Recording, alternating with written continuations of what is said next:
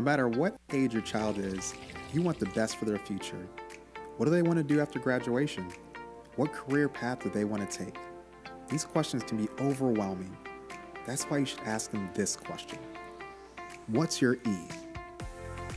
Seminole County Public Schools ePathway program is designed for your student to choose their own path in life from as many options as we can offer. Whether they're looking to enlist, enroll, or be employed, we're excited to help you and your child make it happen. Want them to enroll in a college or university? We'll help you find the best school for them to continue their education. Learn about grants and programs to help your child obtain their degree at a pace and a cost that works for you both. Are they looking to go straight into employment? Discover a variety of trades and skills that will propel their future. They can learn aviation maintenance, automotive repair, culinary arts, and more to hone their talents in growing industries. Is your child interested in enlistment? We'll help them find the right path of service, whether it's military, law enforcement, fire response, or EMS. They can serve the community while learning skills that will last a lifetime. What's your E? Explore options with ePathways by visiting us online at the link below.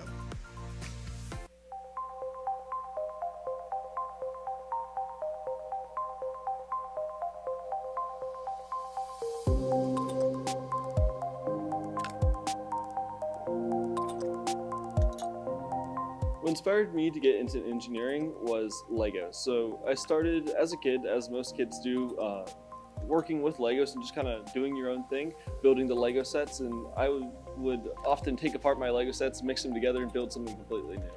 Then in about 4th grade, I was introduced to Lego robotics, which is where you have a actual robot that you could program, and you start with this brick, and that would feed information to Lego motors, and it would all communicate as a system, and you could do a lot of really cool robotic tasks with that. And that was really the start of me looking into engineering.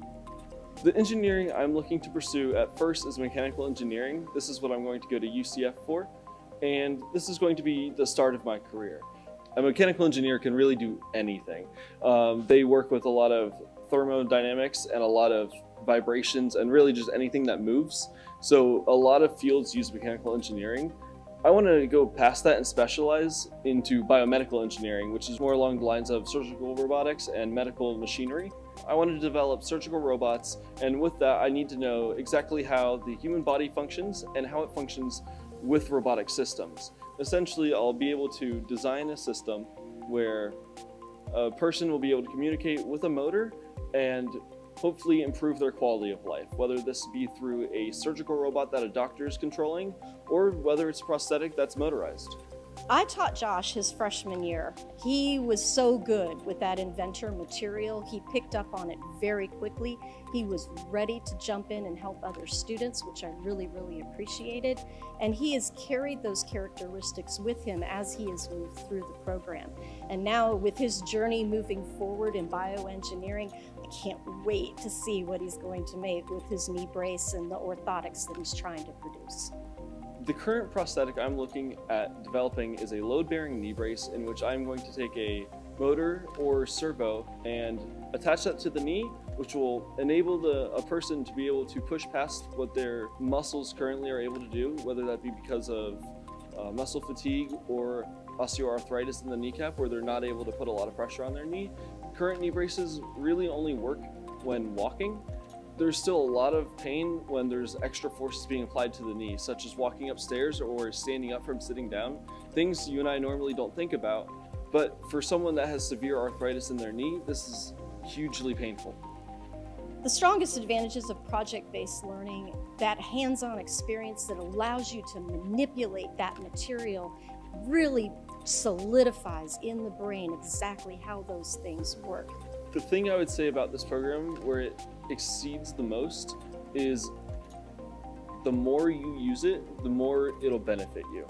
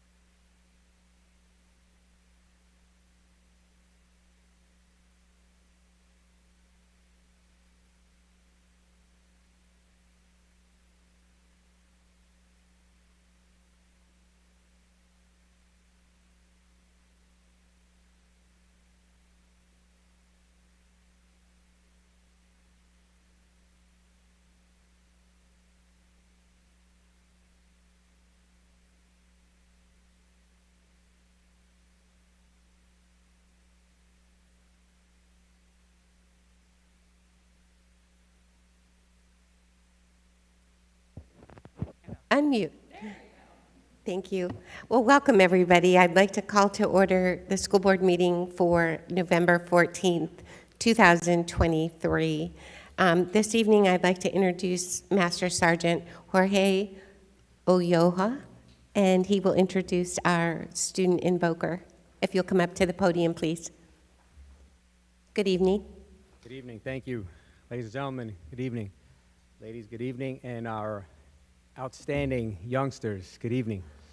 My name is Master Sergeant Ulloa. I am the senior instructor of the ROTC program of Lake Howell High School, and I have the distinguished pleasure of introducing the cadet commander, a teenager, 17 years old, who leads a battalion of 100.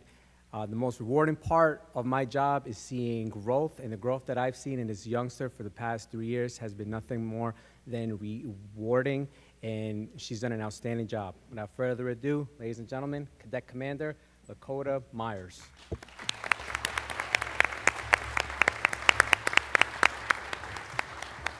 Thank you. Good evening. If you guys would please join me in this evening's invocation. Almighty God, on this day, we gather to honor and remember those who have selflessly served our nation. We express gratitude for the sacrifices made to safeguard freedom and protect the values we hold dear.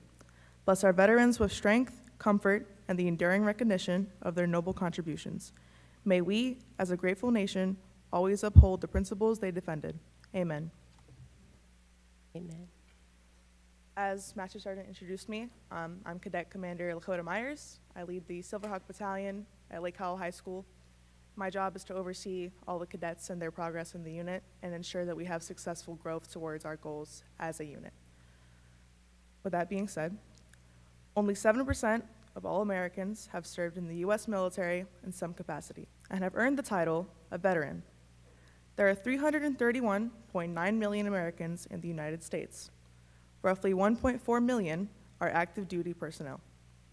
Under the supervision of our national flag, it has been in the hands of our military to enforce, protect, and perform our rights as Americans as granted by the Constitution. In the hopes that I graduate Marine Corps boot camp after high school and become a United States Marine, I will be honored to join the countless veterans that have come before me. Within JROTC, I have learned the fundamentals of good character, good moral standings, and good judgment, as well as further ability to work well with and lead others. My experience in JROTC has further developed me into the best version of myself I could possibly be. Having had experience in overcoming adversity and adapting to change, I will be privileged to serve my country alongside those who were also willing to make the sacrifice to lead our nation before me. Time and time again, the only group of people who have to pick up the pieces when they come home while everyone else continues their lives is veterans. And for that, we honor them on Veterans Day and every day.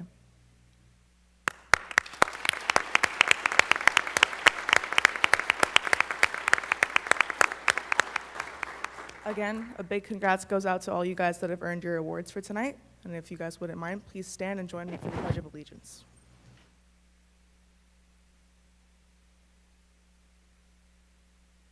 I pledge allegiance to the flag of the United States of America and to the republic for which it stands, one nation, under God, indivisible, with liberty and justice for all. Thank you.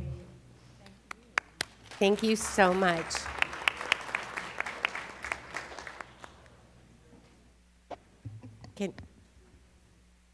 Is she taking photos? More photos? Okay. Okay, let the record reflect that Vice Chair Sanchez, Member Penick, Member Garrick, and Member Davis are present, along with Superintendent Beeman, Attorney Cole Palmer, and our Board Clerk, Jill Moramus. This evening, roll call order is Member Penick, Member Davis, Member Garrick, Vice Chair Sanchez, and then myself. Do we have any acknowledgments this evening? Not this evening, thank you. Superintendent, do you have any agenda modifications? Yes, the addendum for good cause is marked on our electronic agenda by a green flag named addendum item. I am pulling the following two items from the agenda. Item 6BU, which is the school internal accounts audit for fiscal year ending 6/30/23. That item is included as an information item in the superintendent's report. And then also item 2A, the Veteran of the Month. Thank you. Board members, do you have any agenda modifications? Member Pennick? No, ma'am. Thank you. Member Davis? No. Thank you. Member Garrick? No modifications. Vice Chair Sanchez? No modifications. And I thank you. have none. Thank you. Is there a motion to approve the agenda outline? So moved. Second. Vice Chair Sanchez and Member Pennick. Any discussion? All in favor, please signify by saying aye. Aye. Aye. Any opposed? Motion passes. Superintendent, do we have any presentations? Yes, we'll get started with our 2023 State Assessments Perfect Score Recognition. Thank you. If you'll join me down there.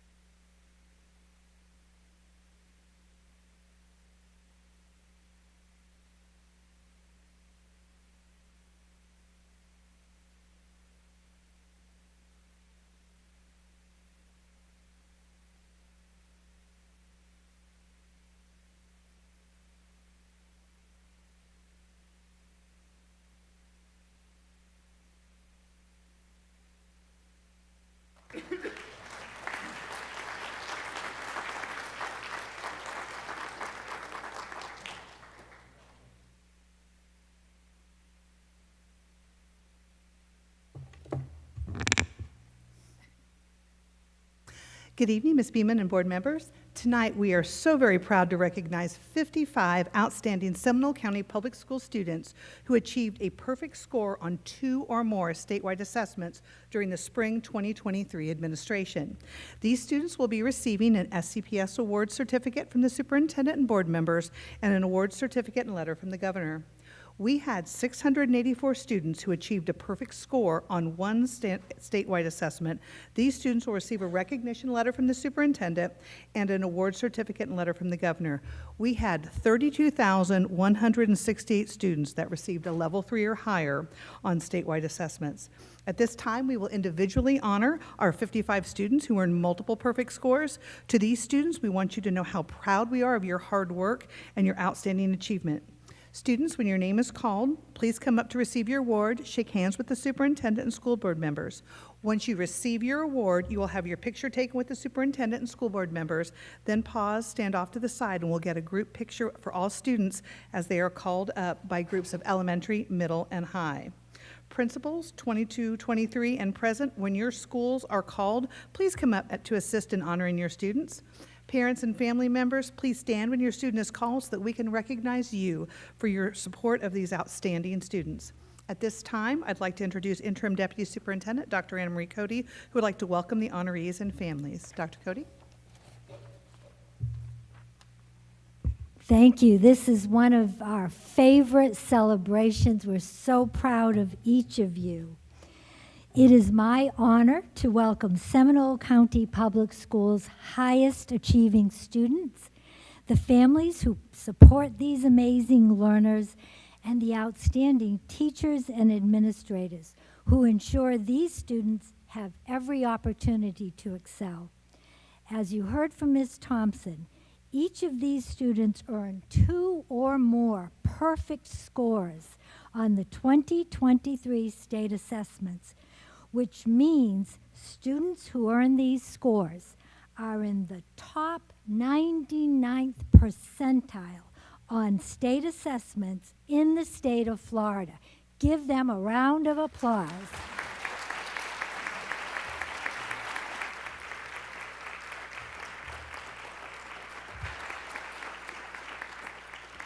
We look forward to supporting these students through their SCPS career as they lead the way in defining excellence for SCPS student achievement. I would like to now invite Elementary Assistant Superintendents, Mr. Paul Senko and Dr. Heidi Gooch, to recognize the elementary school honorees.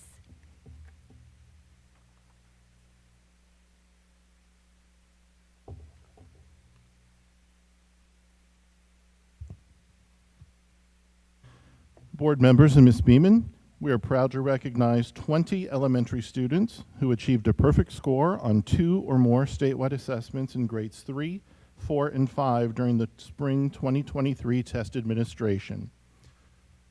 From Evans Elementary, Lillian Ruizo.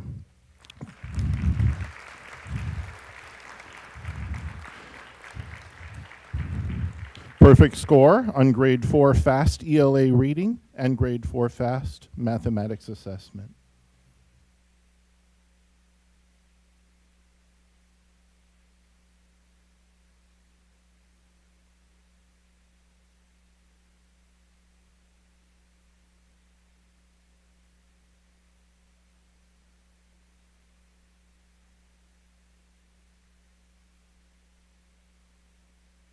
From Evans Elementary, currently attending Sanford Middle School, Smritha Kishore, grade 5 statewide science and grade 6 fast math.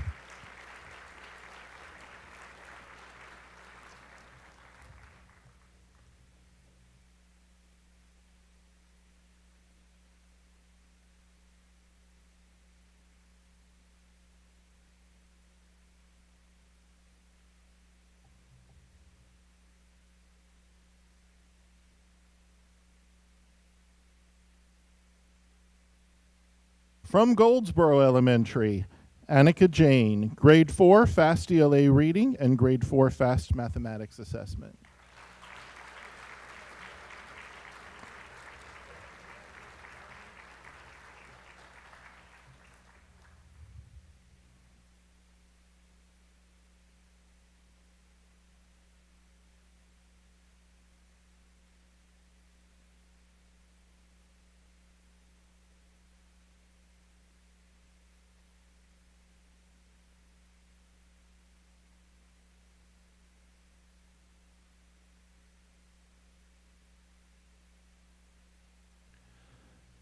From Goldsboro Elementary, Vivon Thacker, grade 4 fast ELA reading and grade 4 fast mathematics.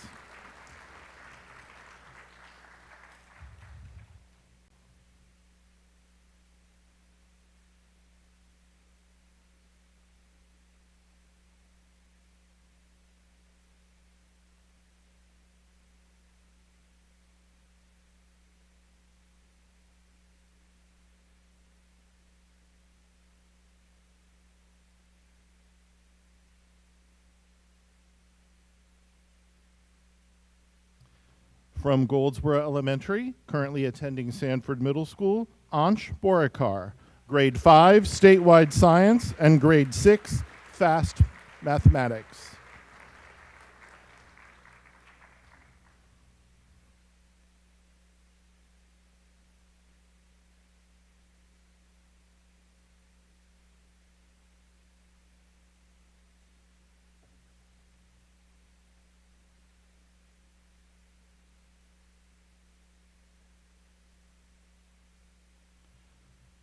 From Goldsboro Elementary School, Kaisha Kumar, grade 5 fast ELA reading and grade 5 science.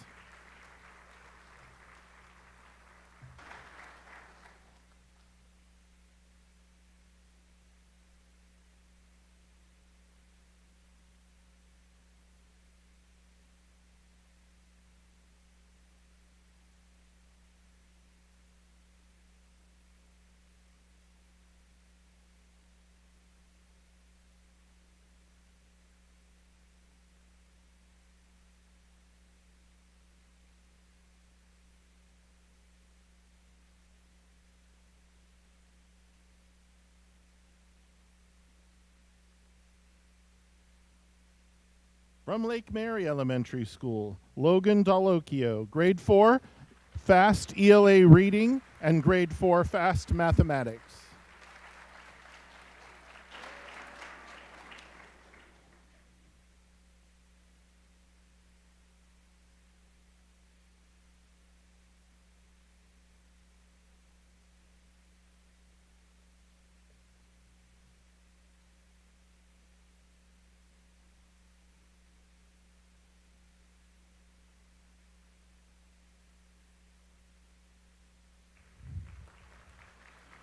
From Lake Mary Elementary School, currently attending Sanford Middle, Joshua Whitehead, Grade 5 Fast ELA Reading, and Grade 6 Fast Mathematics.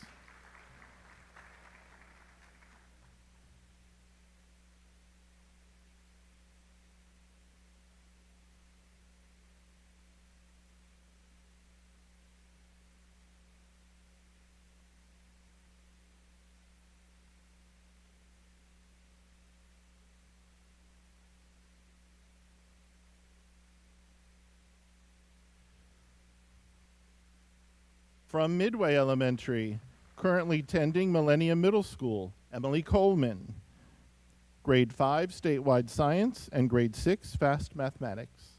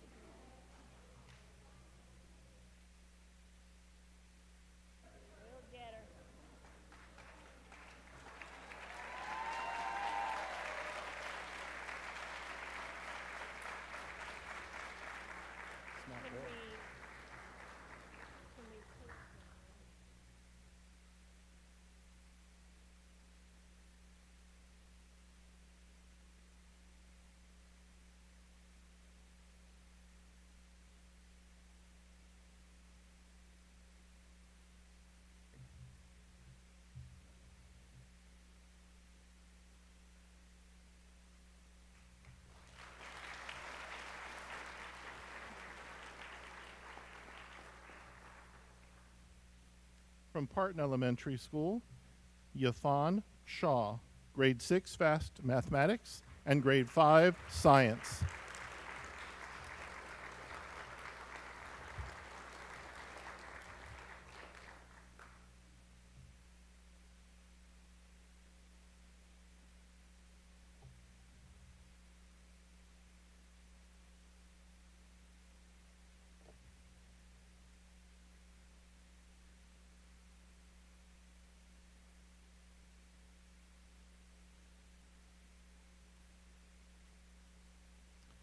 From Parton Elementary, currently attending Childs Middle, Timothy Zhu, Grade 6 Fast Mathematics, and Grade 5 Science.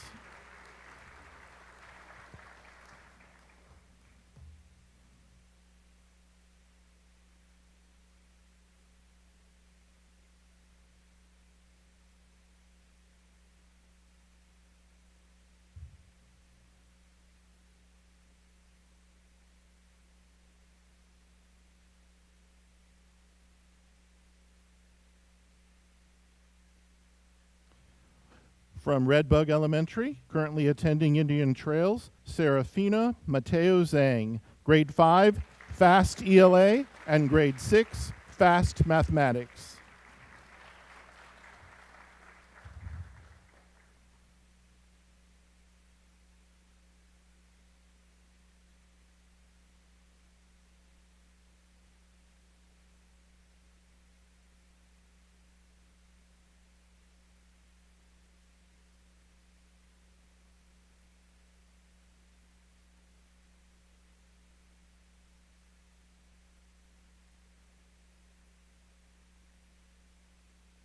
From Wekiva Elementary School, Landon Klinger, Grade 4 Fast ELA, and Grade 4 Fast Mathematics.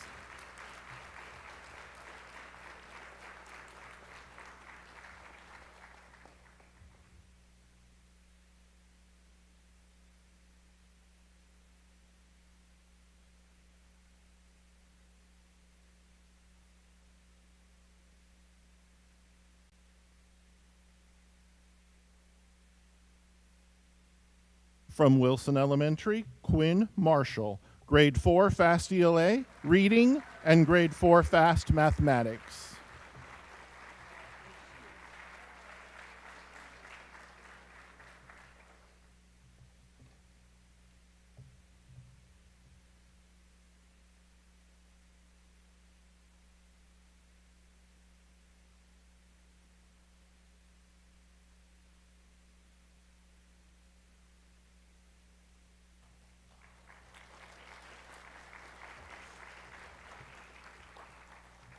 From Carillon Elementary School, Zachary Kane.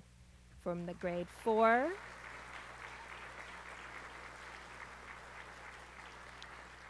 grade 4 Fast ELA and Reading, and grade 4 Fast Mathematic Assessment.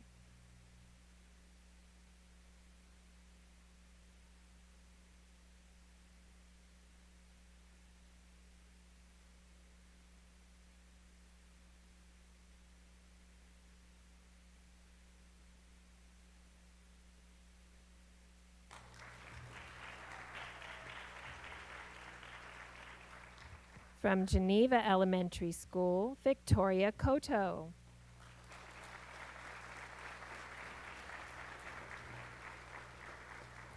Grade 4 Fast ELA and Reading Assessment, and Grade 4 Mathematics Assessment.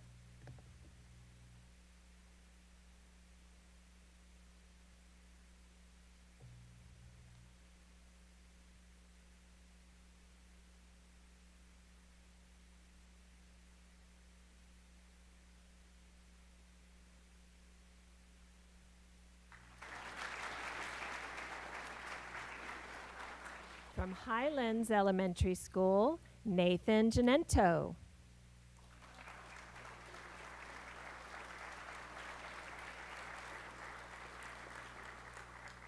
Nathan earned his perfect scores on the Grade 4 Fast ELA and Reading and Grade 4 Mathematics assessments.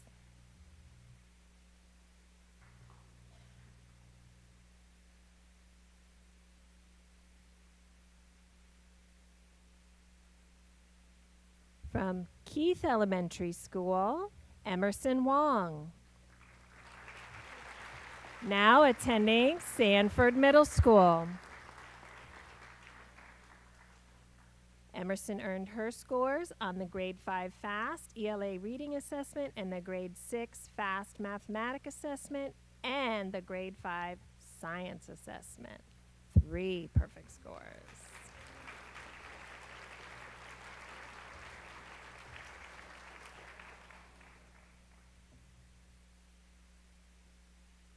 From Rainbow Elementary School, now at Tuscaloosa Middle School, Javier Andrade.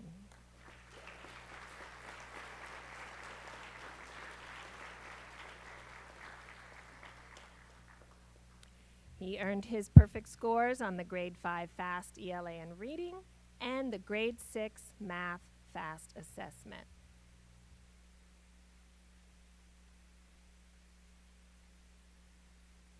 Not in attendance with us tonight is our final perfect score earner, and that is Trayton Mossy from Rainbow Elementary School, now attending Indian Trails Middle School, who earned his perfect scores on Grade 5 Grade 5 Fast Reading ELA and Grade 6 Mathematics.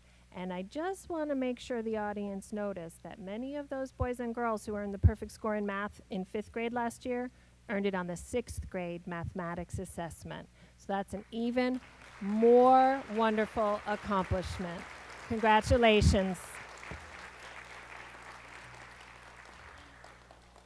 Now we're going to take a picture of all of our elementary winners. So come on, not winners, earners, come on forward and we will get you organized. If you know you're a bit on the shorter side, stand to the front. If you know you're on a little bit of the taller side, stand a little back. Then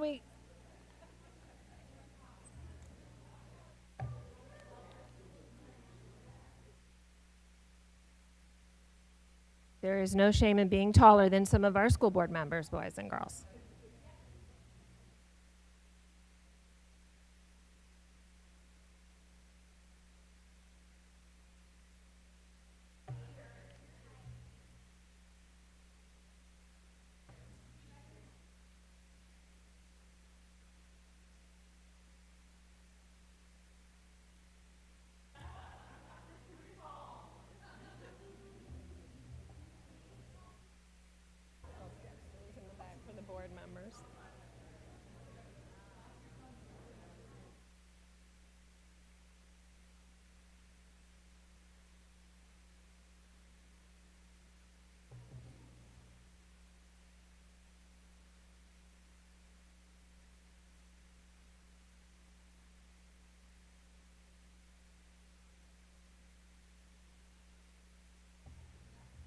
Moms and dads in the audience, you will also all get copies of these pictures of your individual student and the group shot, so trust that.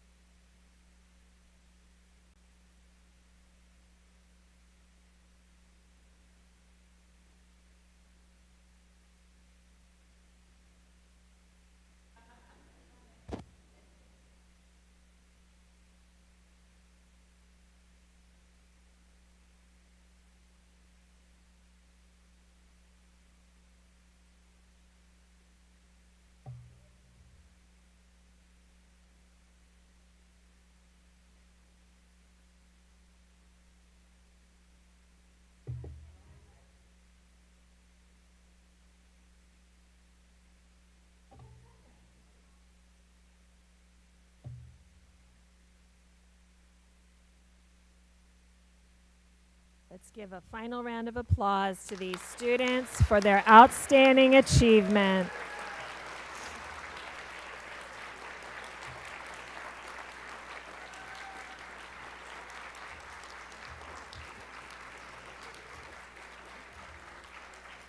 At this time, thank you, boys and girls. Congratulations. At this time, I would like to invite our middle school assistant superintendent, Mrs. Demetria Faison, to come up and recognize our middle school honorees.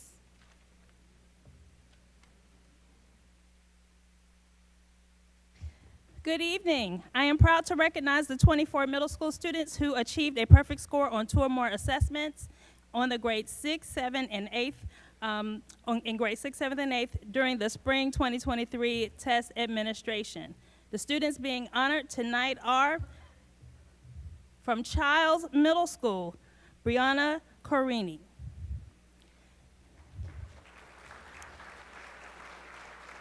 Earned a perfect score on the grade 7 FAST ELA reading assessment and the civics end of course assessment.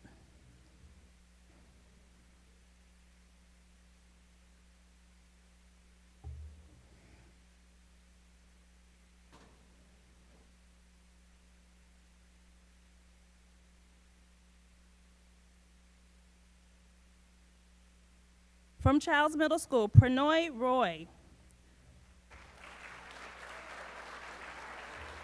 Perfect score on the grade 7 FAST ELA reading assessment, the best algebra EOC assessment, the best geometry EOC assessment, and the civics end of course assessment.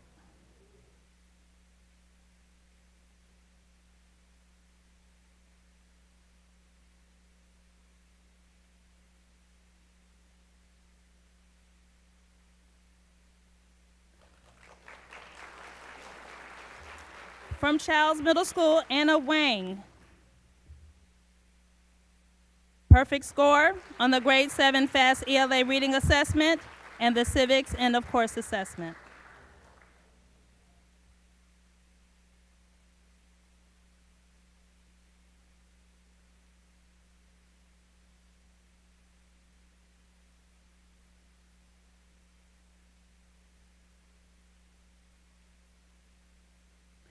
Not attending this evening from Childs Middle School and currently at Haggerty High School, Lila Guardado, who earned a perfect score on the grade 8 FAST ELA reading assessment and the grade 8 statewide science assessment.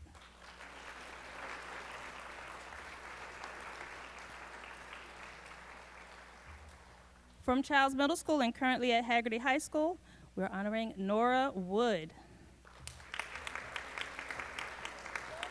Perfect score on the grade 8 FAST ELA reading assessment, the best Algebra 1 end of course assessment, and the grade 8 statewide science assessment.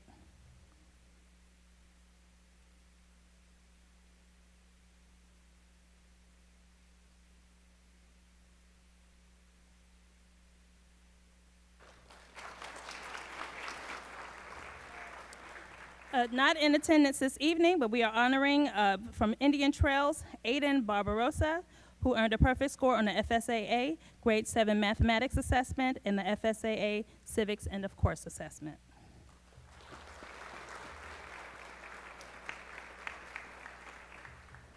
From Jackson Heights, we're recognizing Isabella Kai. Perfect score on the grade 6 FAST ELA reading assessment and the grade 7 FAST math assessment.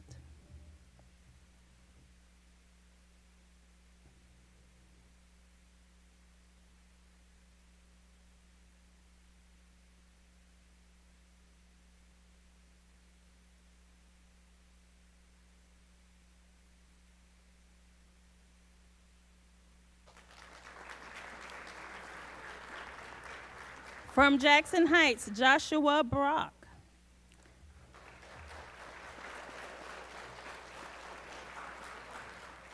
Perfect score on the grade 7 FAST ELA reading assessment and the best Algebra 1 EOC assessment.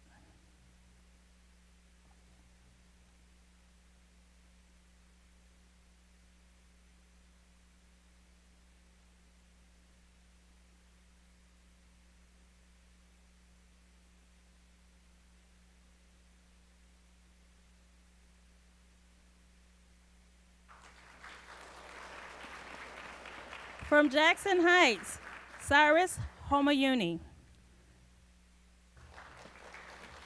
Perfect score on the best Algebra 1 end of course assessment and the civics end of course assessment.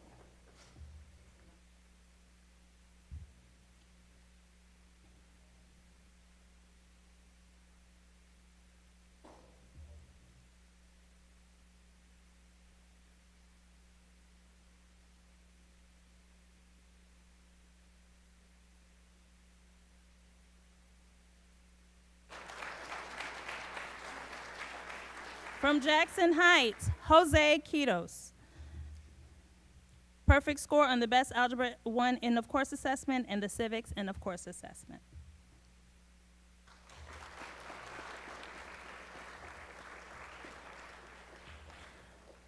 Also from Jackson Heights, Haley Zay.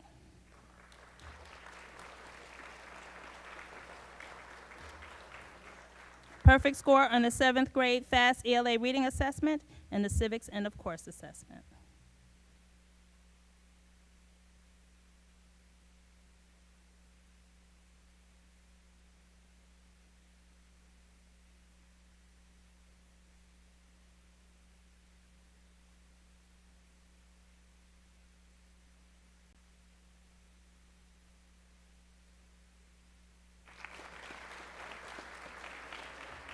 From Jackson Heights Middle School, currently attending Oviedo High School, Mila Jack.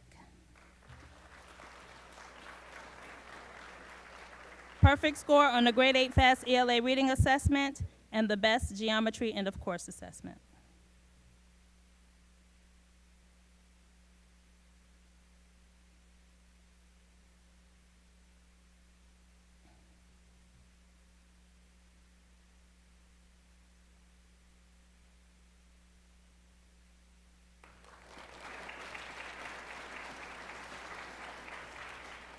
From Markham Woods Middle School, Serena Ratansi.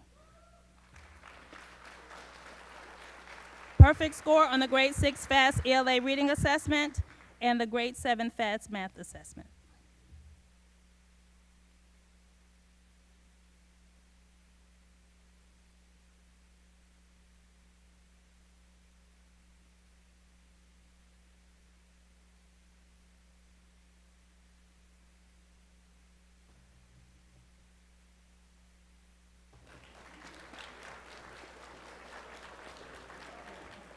From Millway Middle School and currently attending Rock Lake Middle School, Youssef Marquez.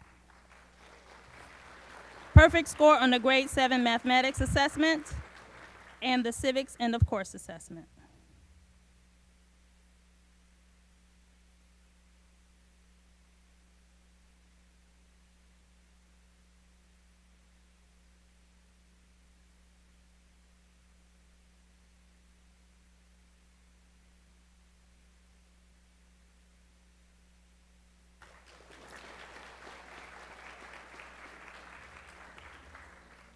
Next, from Millway Middle School and currently attending Lyman High School, Joshua Goodman. Perfect score on the best geometry end of course assessment and a grade 8 science assessment.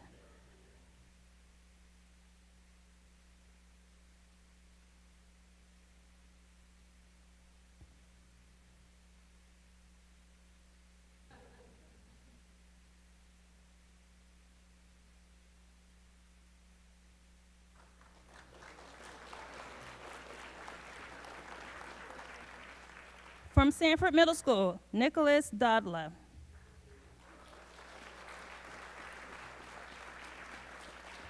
Perfect score on the best Algebra 1 end of course assessment and the civics end of course assessment.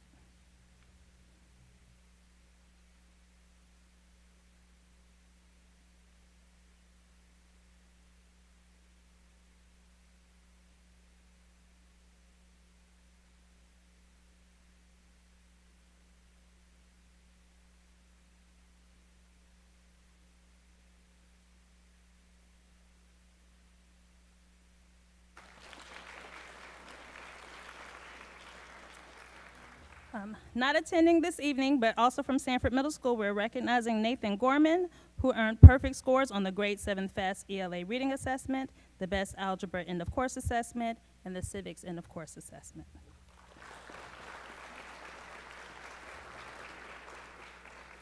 From Sanford Middle School, Anya Priyadarshi. Perfect score on the best algebra end of course assessment and the civics end of course assessment. Also from Sanford Middle School, Aiden Shu. Perfect score on the best algebra end of course assessment and the civics end of course assessment.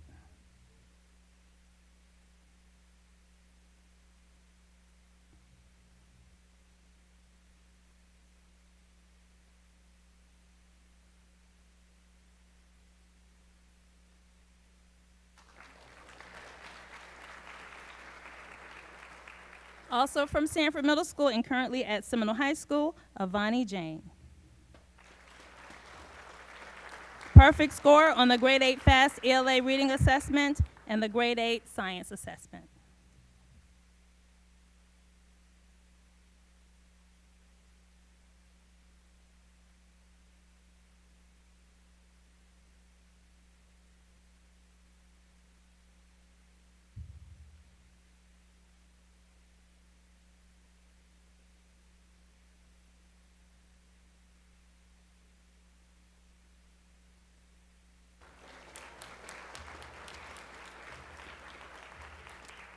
From South Seminole Academy and currently at Lake Howell High School, Edwin Morales Martinez. Perfect score on the FSAA grade 8 math assessment and the FSAA grade 8 science assessment.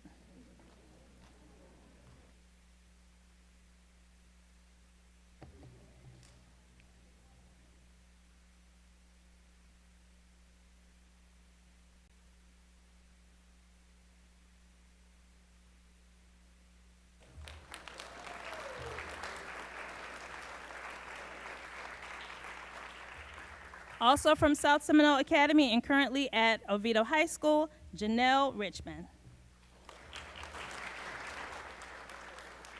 Perfect score on the FSAA grade 8 mathematics assessment and the FSAA grade 8 science assessment.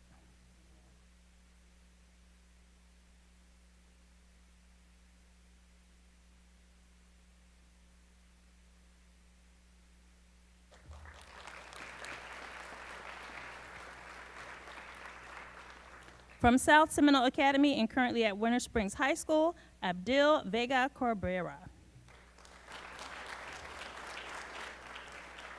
Perfect score on the FSAA grade 8 English Language Arts assessment, FSAA grade 8 mathematics assessment, and FSAA grade 8 science assessment.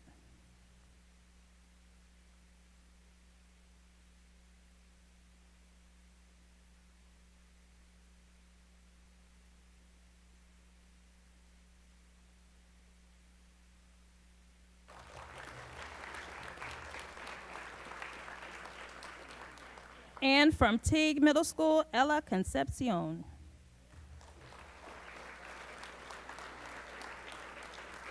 Perfect score on the grade 6 FAST ELA reading assessment and the grade 7 FAST mathematics assessment.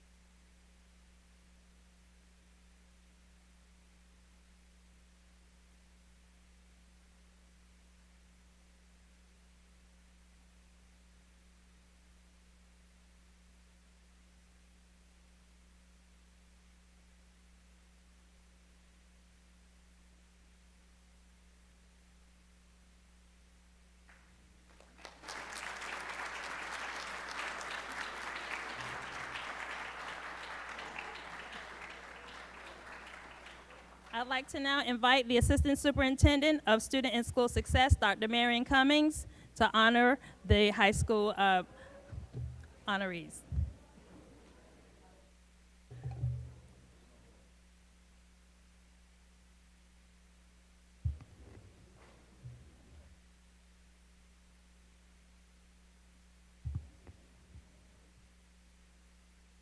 I am proud to recognize 11 students who achieved a perfect score on 2 or more assessments in grades 9 and 10 during the spring 2023 test administration. The students being honored tonight are as follows. Not in attendance with us from Crooms Academy, Anthony Shervinkov, grade 10, FAST ELA reading assessment and U.S. History EOC assessment.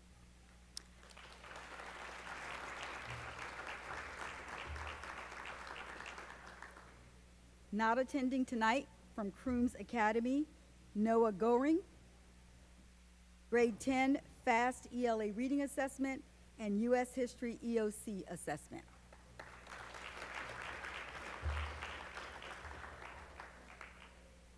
From Haggerty High School, we have Javier Gonzalez Duarte.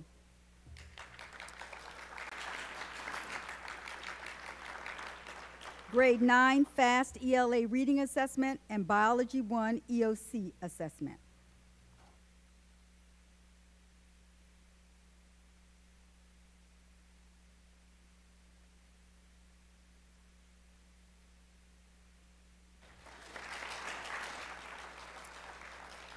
Also from Haggerty High School, but not attending with us tonight, is Sophia McPhillips. FSAA Geometry EOC Assessment and FSAA U.S. History EOC Assessment. From Lake Mary High School, we have Kevin Brummett. FSAA Grade 10 English Language Arts Assessment and FSAA Biology 1 EOC Assessment.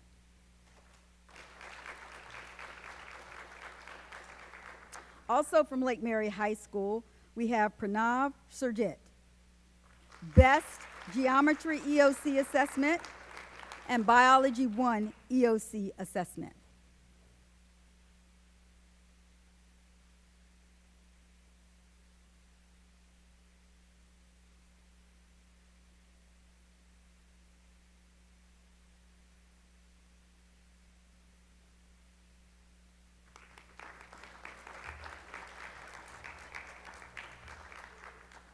Not attending with us tonight from Lyman High School, Nevaeh Lindquist, FSAA Grade 10 English Language Arts Assessment and FSAA Biology 1 EOC Assessment.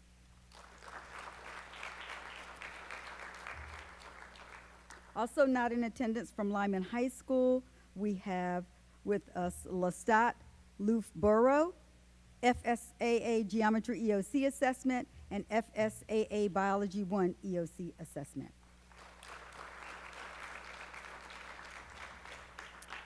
From Lyman High School, we have Marissa Lusk, FSAA Biology 1 EOC Assessment and FSAA U.S. History EOC Assessment.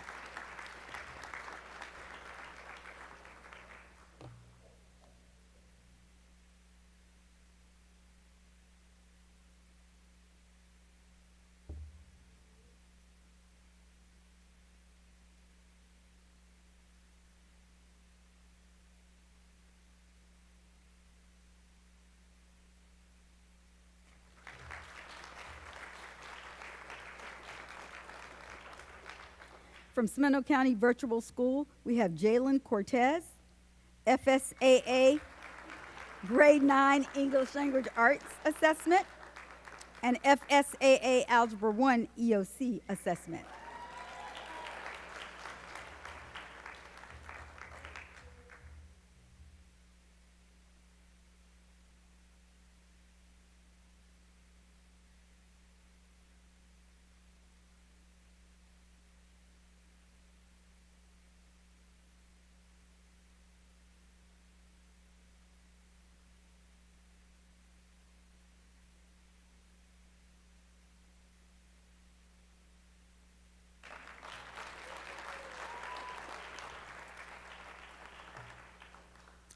From Seminole High School, we have Javier Castro, grade 9.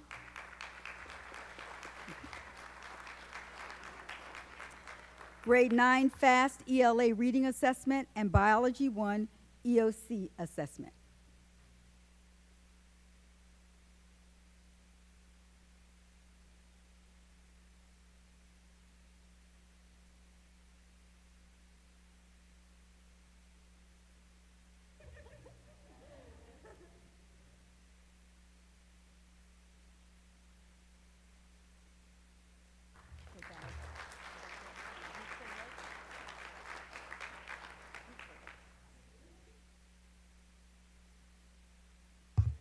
While they're getting ready for their group photo, can we have another round of applause for this group of outstanding students?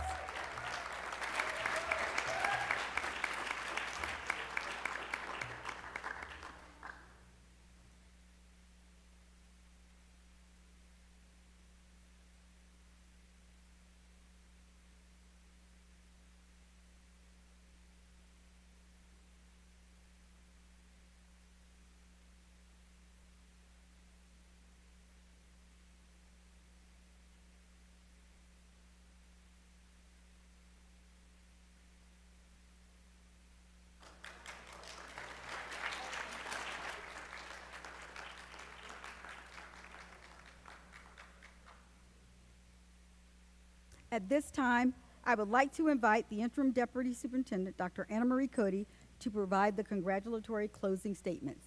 Dr. Cody. Thank you to all. Congratulations, students. And first to our students, thank you for working hard and challenging yourselves to do the very best you can.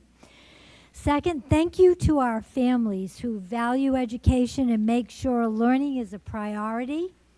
And finally, thank you to all of our educators, support staff, to our superintendent and board who contribute to the learning opportunities these students deserve.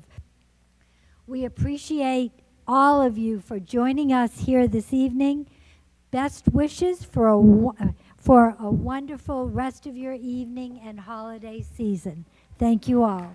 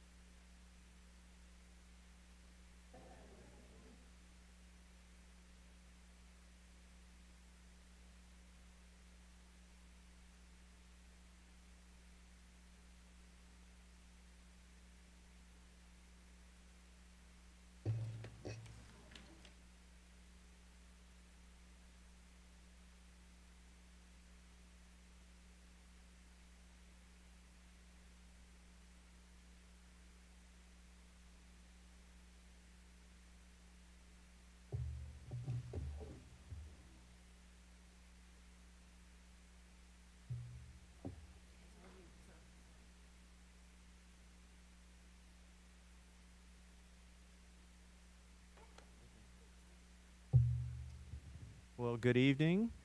Some more recognitions. That was a wonderful experience there. But we also have recognitions for some of our team members. We have with us tonight Jared Lowe, Director of Budget, and Brandy Grovac, the Director of Finance. And if you'd like to join the board members up front, I'll read this press release. This is a wonderful award for the school district and for the fine work that they have done and the finance team has done. So while they're walking up, let me read this to you. The Government Finance Officers Association of the United States and Canada, the GFOA, has awarded the Certificate of Achievement for Excellence in Financial Reporting to District School Board of Seminole County for the year ended June 30, 2022. The report has been judged by an impartial panel to meet the high standards of the program, which includes demonstrating a constructive spirit of full disclosure to clearly communicate its financial story and motivate potential users and user groups to read the report. It's the highest form of recognition in the area of governmental accounting and financial reporting, and its attainment represents a significant accomplishment by a government and its management. So, Brandy and Jared, thank you.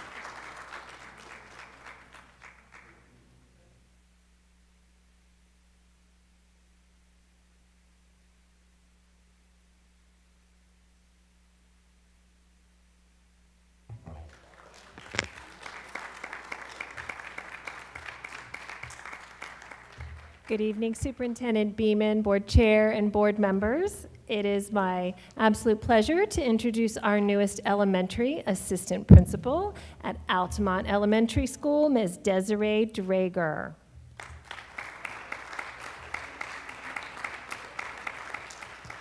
Ms. Drager is currently in her 12th year as an educator. She received her bachelor's degree in elementary education and her master's degree in educational leadership from Stetson University. Go Hatters! During the past 12 years, I have served, she says, as an elementary teacher, instructional coach, and assistant principal. She is beyond thrilled to join the Altamont Elementary Eagles family. Welcome, Desiree. In attendance with Ms. Drager tonight are her mother and father, Theodora and Glenn Drager, and her sister, Dominique Drager. Come on down. Even our grown-ups love having their family up in their recognition.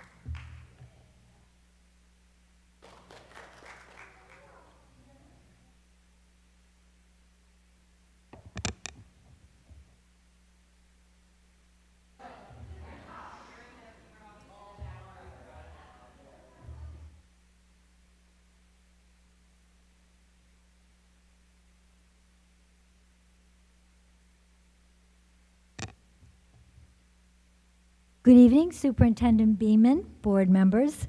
It is my distinct honor to introduce Mr. Mike Alba, our Director of Teaching and Learning.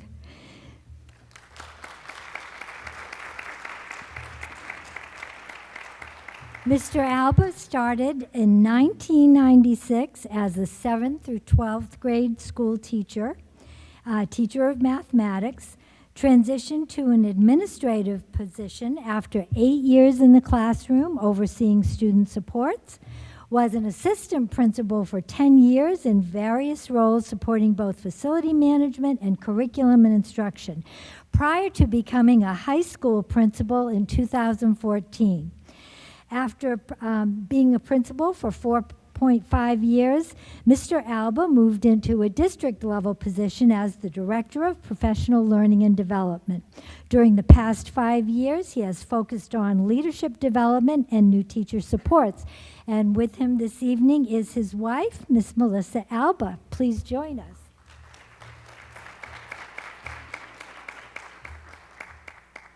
Congratulations and thank you for joining the Seminole County team.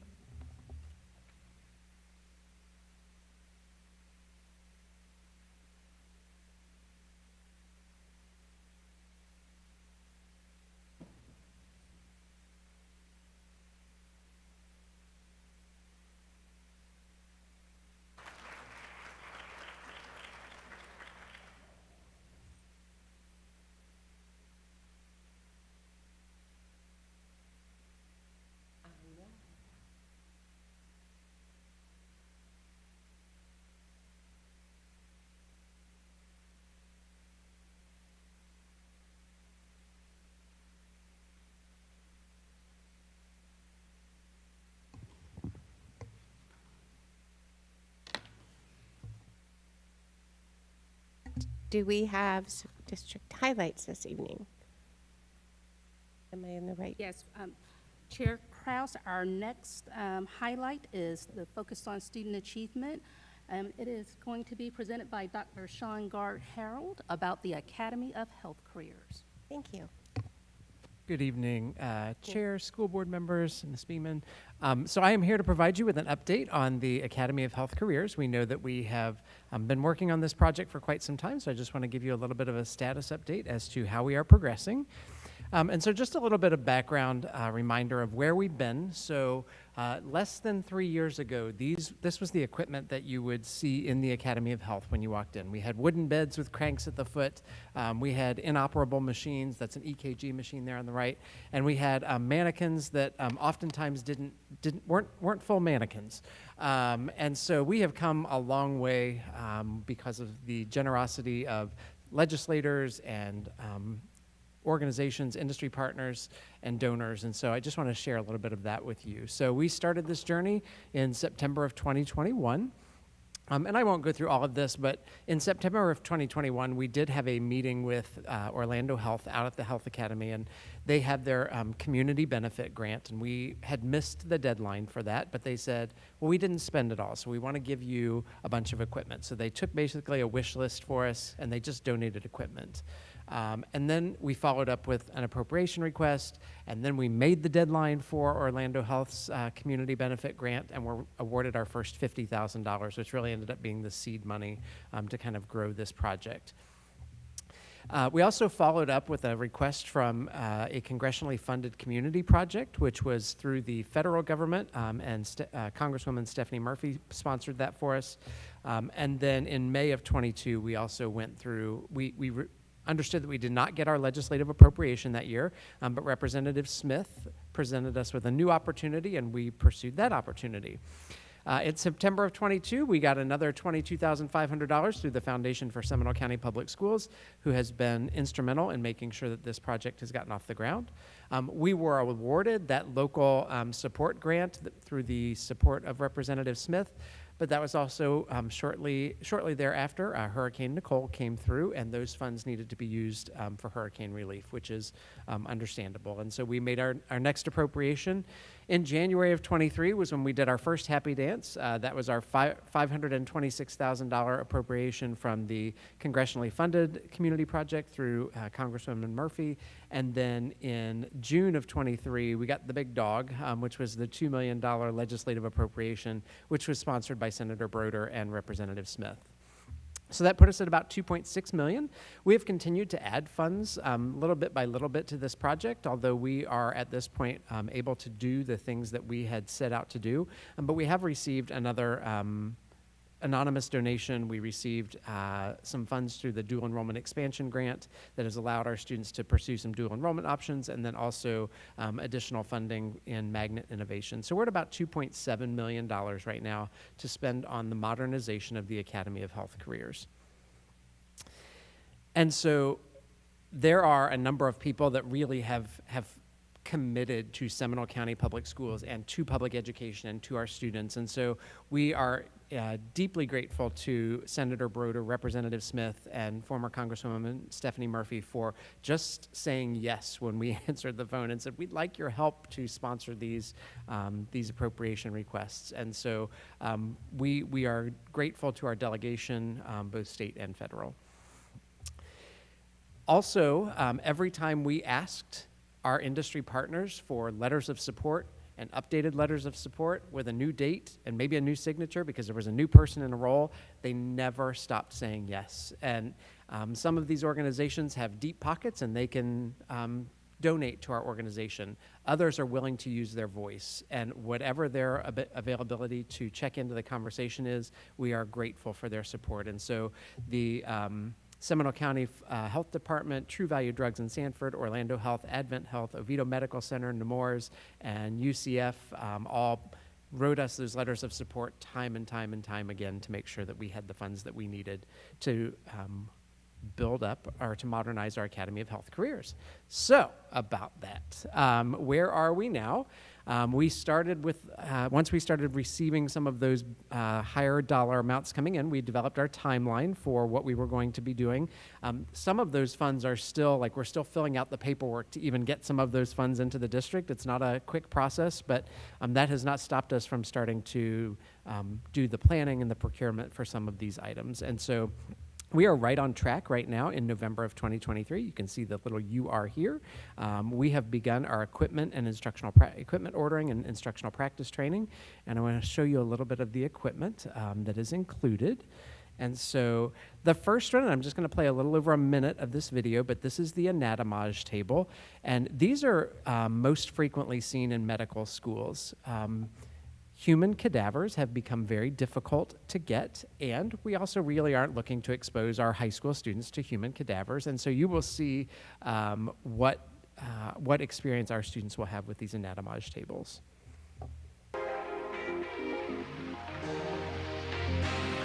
The anatomage table is really a computerized 3D cadaver model. And what you can do with the table is just amazing. This thing, you can stand it up just like a real person. You can peel it from the skin all the way down to its bone. And each layer, you can look at the human body in so many different ways. This thing is beyond even anything I could have dreamed of. The ability to see the anatomy, to learn the anatomy, is way easier on the anatomage table than it is on a real cadaver. You can actually, if you want to see what the liver looks like on a CT scan, you can touch the liver and then touch another screen and it shows you what it looks like on the CT scan. It's phenomenal. It's a clinical tool. It's even advanced for the surgeons like Dr. Bizignani and myself. I mean, this is advanced technology that you really don't see anywhere. There's very few undergrads that get the experience not only dissection on a cadaver, but then to be able to take that and go onto the table, the computer like this, is just really second to none. So to be able to have this capability and to be able to translate this into all the different facets of physiology and biology is just really amazing. So I think the learning that the students have coming out of St. Vincent's and being exposed to this type of environment, this type of tool, will really prepare them and be a step above, especially when they go to the next level. And so, as you heard, frequently these don't even exist for our undergraduate students who are, maybe attending a college or a university. And so our students will have a first-rate experience. We'll have 2 of those anatomage tables. Those will go into our anatomy and physiology classes taken by all of our students. And then we have one other piece of equipment that I want to show to you. And if you're a little squeamish, this one may not be for you. But the next one that we have here, this is Joey, and let me introduce you to Joey. We'll do about 45 seconds here. Most people don't think too much about changing the world, but here we do. Right, Joey?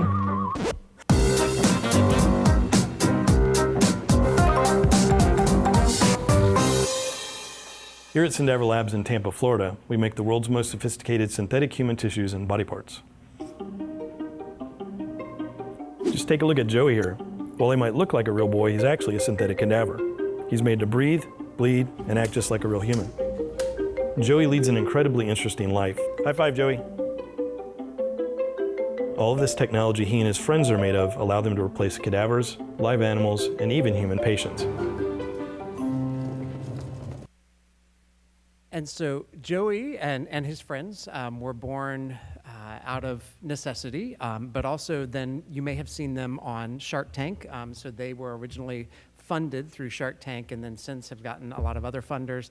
And so that is right out of Tampa. We've already, this is a sole source item, and so we have out there our sole source requests to make sure that we're not eliminating any competition, but we've already been contacted by Sendever to ask if we would like our Joey with a red bow or a green bow for the holidays, and so we are anticipating arrival relatively quickly. So we will have one of those also in the anatomy and physiology class. So we're very excited about Joey.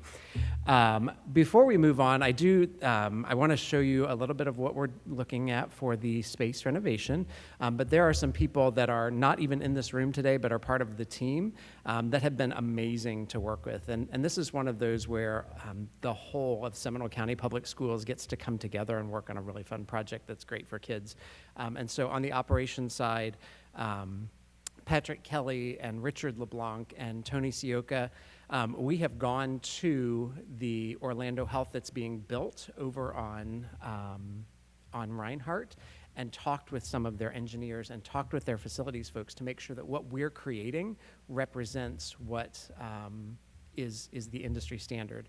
And the work that you'll see here in just a moment is Joy Ford's work. I don't have this skill that Joy has, and so you will see that. And then also from the ePathways team, Allie Hilliard has been working. She's written a lot of these grants, and so she has played an amazing part. And I can't say enough about the staff and the administrators at Seminole High School. Every time we go out there, they never say that they're too busy to talk about this project. They are fully committed. So, so what I will show you here. Nope, Joey, not again, buddy. All right.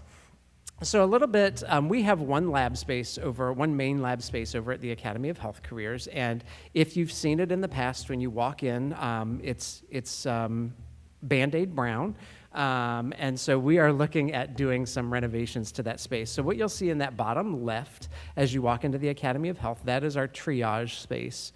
And that, as you'll see, there's two different colors of flooring, and that's intentional because the lighter colored flooring is 220 square feet. That is a standard patient room. We want our students to have a industry standard experience, and so when they're standing around the edges, they can watch their instructor, but then when they're functioning in that space, they know that there's a wall here. You can't move the bed that direction, so that they will have, and then what you see over the top is what's called a Hoyer lift. A main part of the Allied Health and Certified Nursing Assistant is patient mobility, and so that is to help get patients up out of bed. If you've been to the Academy of Health Careers recently, you'll see that picture at the bottom in the center and on the bottom right, and we'll see a really cool rendering of that here in just a moment. But there's currently what would have functioned as a nurse's station in the old Academy of Health, and it's all filled in with windows, and we're taking all of those down. And because we do now have the Health Service Management Program, this is where our students can work on medical office operations as well as, medical finance. They can work on medical coding and billing, and so they will have a different experience there that the teacher has line of sight to their students that are doing maybe allied health or EKG or certified nursing assistant, but then also those students that are simultaneously doing some of the health service management. And then of course in the top right we have the traditional classroom space, because we do still have to do some traditional classroom work with the students. Now here's the really cool part. So we'll take a little tour here of the lab space, and this is again the work of Joy Ford. So what I have here is the actual lab. So if I zoom in just a little bit, you'll see here each of these then, so this is part of the teacher's instructional space here, and then each of these represents a patient room. And so where we've taken down casework that maybe made the room look a little bit more like a classroom, the casework now functions as a cupboard for the patient room. And so you actually will have the pillows and all of the things that you would have in a patient room. And then you'll also see it's little details. We'll have chairs in every patient room because it's not just about the patient, it's about the loved one that's also in the room. One of the things that Orlando Health has told us is that sometimes navigating flowers is the hardest part of working in a hospital setting. And so we'll have those experiences for our students. Tony Sioka is working with us on these wall units. They will have mock wall units that are the training units that they would use in hospital facilities. And so you have this in your presentation that was sent to you previously. This center section is where we'll do all of our CPR training. And then also, if I go over to this side over here, you can see just kind of a little bit closer view of all of the patient rooms. Each one of the rooms then has a monitor. This is one of the things we heard from the nurses at some of the hospitals we visited, is they want their computer in the space for their note taking, but also it will serve a dual function that if the teacher wants to project something, it will project into each student's hospital room that they're functioning in. And so each of these beds will also have a mannequin for the students to work in.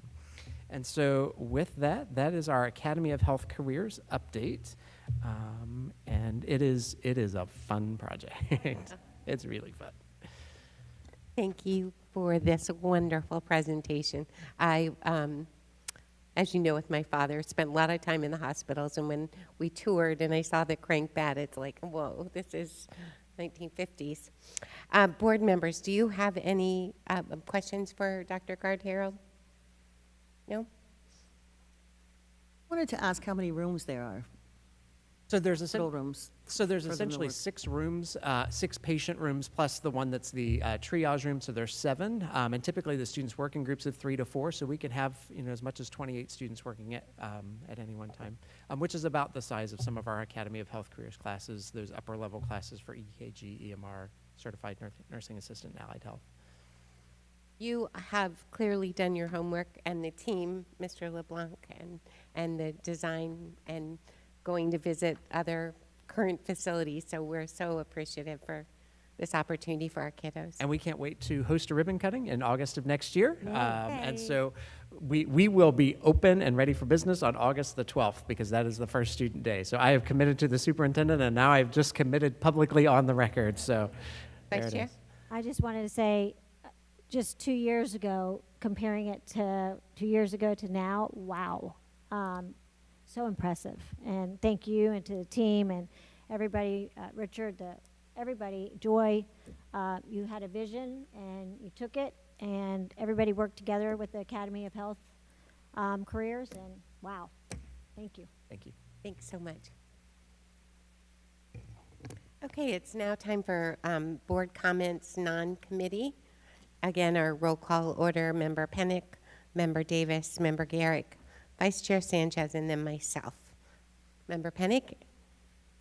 I have a couple things that I just want to bring to the attention of our community with the holiday season upcoming. Our wonderful communications department has 2 events. December 12th is Pack the Patrol Car to help support our students, and our annual giving tree is up. We have probably our greatest need ever with more than 2,000 students in need. So if anybody would like to support, please go online, reach out to Ms. Mills, and help these kids have a little bit of a bright light during a holiday season. That's it. Thank you very much. Member Davis? I just wanted to remind everyone to be kind again. I know that the holidays coming up are going to be very stressful. We're going to have a lot of anxiety and a lot of pressure. Just take some time for yourself, really. Even if it's an hour a night, just to read, watch TV, something. You can't be busy 24 hours a day. You really can't. And, other people are going to be frustrated as well. And so if you're kind to them, you're going to make their day. I mean, really, it's so important. I can't remind you enough. Thank you. Thank you so much. Member Garrick? To build on what Member Pennick had talked about, we have just over 2,000 students and families that have incredible need. So of course, if you would please support the Giving Tree moving into December, but even now moving into next week's holidays, our food pantries are really quite bare. So the best place to give is at your local school. Many of our students, as I was reminded yesterday by Sanford's principal, Mr. Durius, many of our students get most of their meals at our schools, 2 of their 3 meals a day, and they're sent home with backpacks on Friday that tide them over. So we've got great need for this week coming up. If you know a family that needs help for the Thanksgiving itself, there are several opportunities throughout Seminole County that have Thanksgiving meals. Seminole State has already taken some reservations for our families in need, but there are additional food available. So if you need specifics about that, please reach out to either Student Support Services or to Families in Need or Miss Mills in our community involvement. Thanks. Thank you so much. Vice Chair? Pretty much the same thing that everybody else is saying, but remember, it's not just this time of year, it's year-round. I always get frustrated when everybody just gives during this time of year, but our families need support all year long, not just once a year. And so it's really important that we make sure that we fill our pantries, and if we are blessed and we have things and extra items that, even if it's extra pair of shoes or clothing, and you're going through like they do in Europe in Box Day during the holidays, and you're boxing up items that you no longer need or want, or maybe your kids have outgrown, our schools can use those items. And so many of our students may need a new pair of sneakers or a new pair of shorts or whatever else. So please think about all those things within that. Thank you. Thank you so much. And I too spoke with Ms. Mills in our community engagement. I'd like to send her team is small but mighty, and I just want to send a big thank you to them. This is the highest number of students in need we've ever experienced in our district. I think it's representative in the community. We're all struggling, but if you can all do a little bit to support that effort, it would be very helpful. I'd also like to thank the Sanford Airport for inviting all of us to the air show. That was quite an experience. I saw Member Davis there, and the Seminole County Commissioners delegation and our superintendent presented on our behalf with our legislative ask. It was all our local delegation, and Dr. Gard Harold is going to go present on a panel again for our behalf. So we are pounding the pavement to get the needs out there to our people, our representatives that make decisions for us. Vice Chair and I attended Schinkel and Schultz Celebration of Design. They're one of our partner architect firms. They invited us. And the rest I'll save for my committee reports. Thank you. Okay, it's now time for the public comments. Superintendent, did you have anything you wanted to share? Okay, it's now time for our public comments regarding agenda items. I have 3 speakers. Vice Chair, would you read the Policy 0169.01, public participation at board meetings. The purpose of public participation segments at board meetings is to allow the public to address matters within the board's jurisdiction and not to resolve individual grievances or disputes. Public comments related to education, the board agenda, and the district are welcome and encouraged, but public comment segments are not forums to engage in personal attacks against the school system, employees, or board members. To maintain orderly conduct, the public comments segments of the meeting may not be used as open forums to discuss matters unrelated to education, to support or oppose candidates for public office, including presentation of political and or campaign issues, announcing candidacy and or campaigning, or to engage in commercial speech attempting to sell a service or product to the board or to the public. Nor are they forums to address matters involving disciplinary actions of any kind, pending claims, complaints, or litigation against the district or district personnel. Public comment segments durations are as follows. Agenda items limited to 3 minutes. Excuse me. 1 group representative speaking on one proposition, maximum of 6 minutes. Speaker must remain on topic for agenda item proposition. Non-agenda items are limited to 2 minutes. Speakers must or shall direct all their comments only to the board members and may not address the audience or other speakers. No speaker may yield his or her time to any other person. Generally, substitutions of speakers will not be allowed. Thank you. Thank you so much. Our first speaker is Nina Sandberg, followed by Jessica Tillman, followed by Robin Dellinger.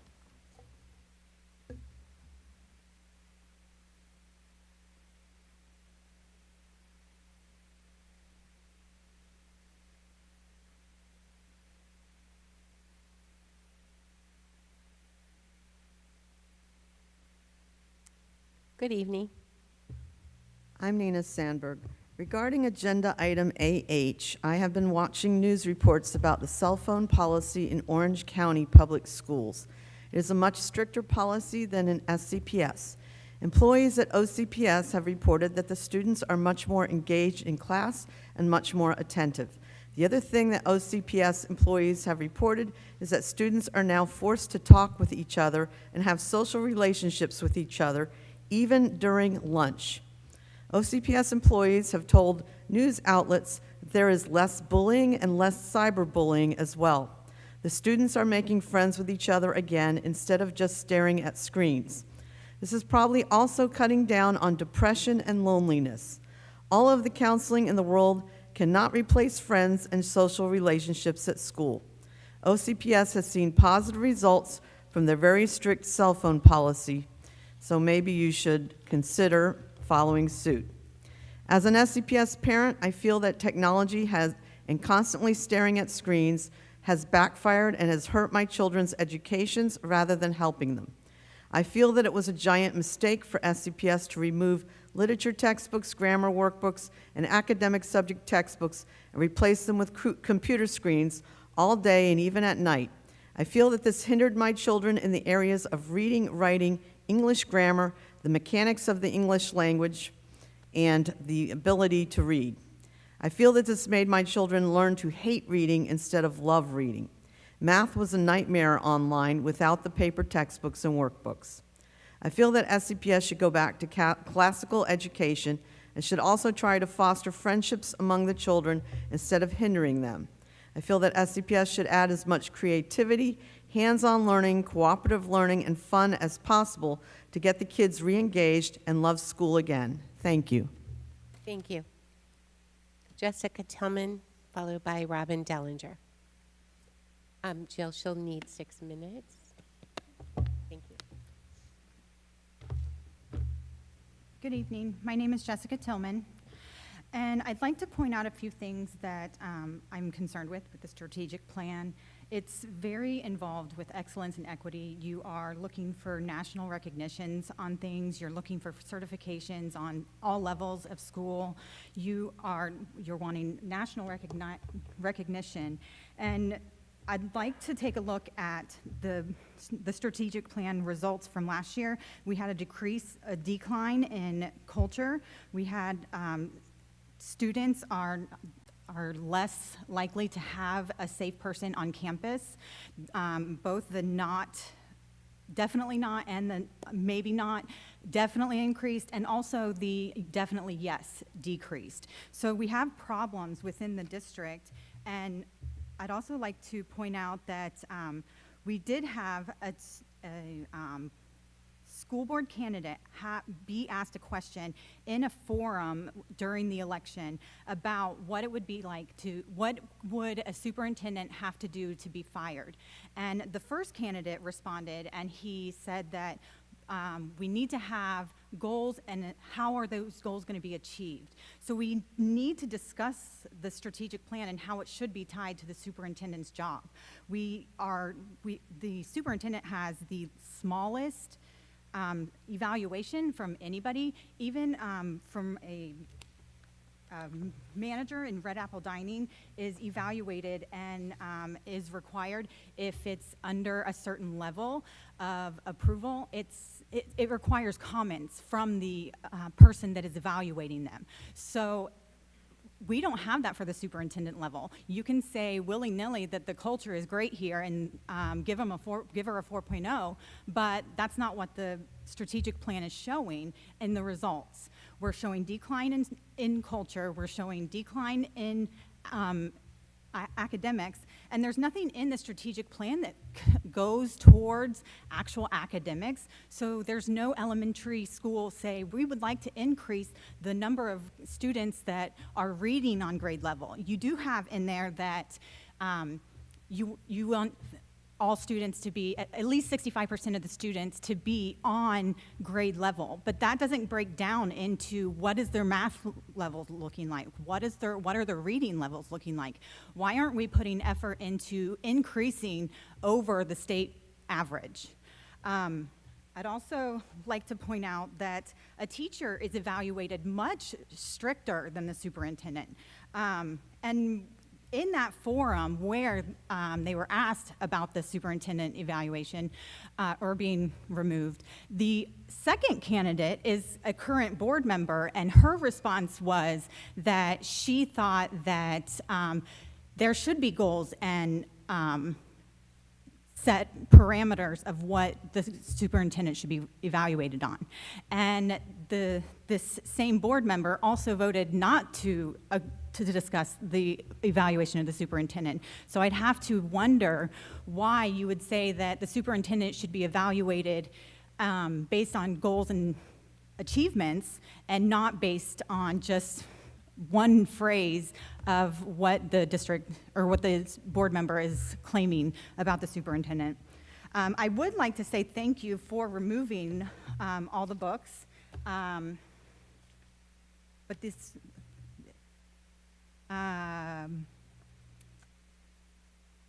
And your legislative priorities also goes towards, you are looking for more recognition for college ready, but we're not looking at the kids that aren't ready for that. And why are we wanting to increase every year putting kids in AP classes or advanced classes if they're not ready for that? So at what point do we cap off that, yes, we have all these kids in advanced classes, but are we also tracking how they're doing in these classes? Are we prepping these kids to go into these classes?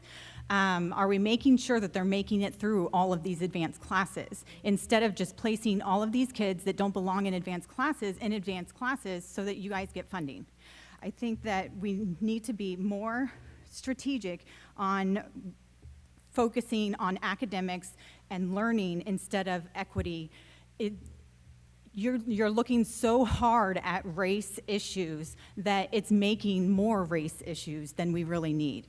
We need to focus on academics, teaching our children reading, writing, and arithmetic, teaching them science. I mean, the programs that you guys are doing are amazing, but why aren't we looking at increasing reading and math in elementary school? Thank you. Thank you. Robin Dellinger.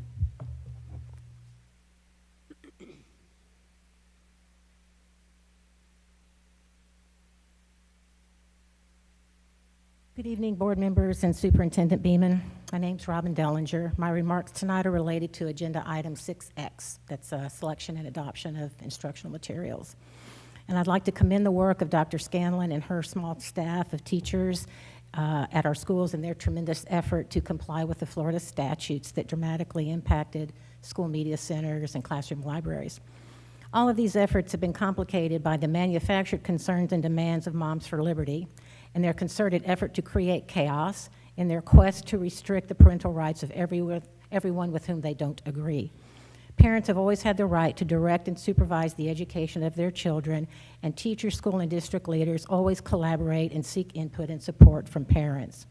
I'm sure that parents recognize that information communicated on social media and even on news shows may not always be accurate or may not communicate the whole story. If a parent needs information or has questions about something happening in their child's school, they should contact their school's administrator or the supervisors at the district office. Prior to this year, it was an extremely rare occurrence for a parent to object to instructional materials or a book in the library. And when the parent had a concern, it was almost always addressed at the school level, with the principal working with the teachers and the parents. Even recently, when new instructional materials for various courses were adopted, not a single public comment was offered in opposition to the materials selected. Dr. Scanlon did an outstanding job navigating the process for adoption, which includes parents. I'd like district staff to know that they have this resident support as they work to meet the requirement of state statutes. I know that they will remain transparent as possible so that all parents understand these processes and ensure that our kids have diverse quality materials and resources available to them, especially those parents who do not wish to ban or censor what children other than their own can read. The power, to me, of our democracy to adapt to change is strengthened by the freedom of its citizens, including children, to be challenged by ideas that might be different from their own. One very important way students learn to think critically is through reading a wide variety of books and materials that interest them and that cause them to empathize with and understand people and ideas about which they may know very little. It's important for parents and teachers to work together to support them and advise them. And we should not allow a few individuals to force readers to accept limitations applied by others who may think differently. Rather, it is important to support the freedom to read by providing books that enrich the quality and diversity of thought, expression, and innovative thinking. That's what's made our country great. Thank you. Thank you. Order, please. That concludes public comment agenda items. Superintendent, do you have a recommendation?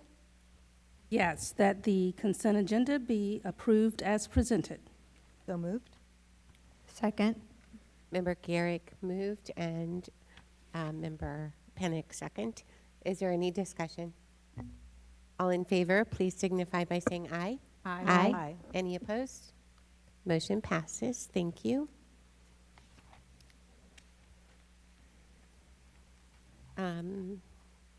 No items removed for separate consideration.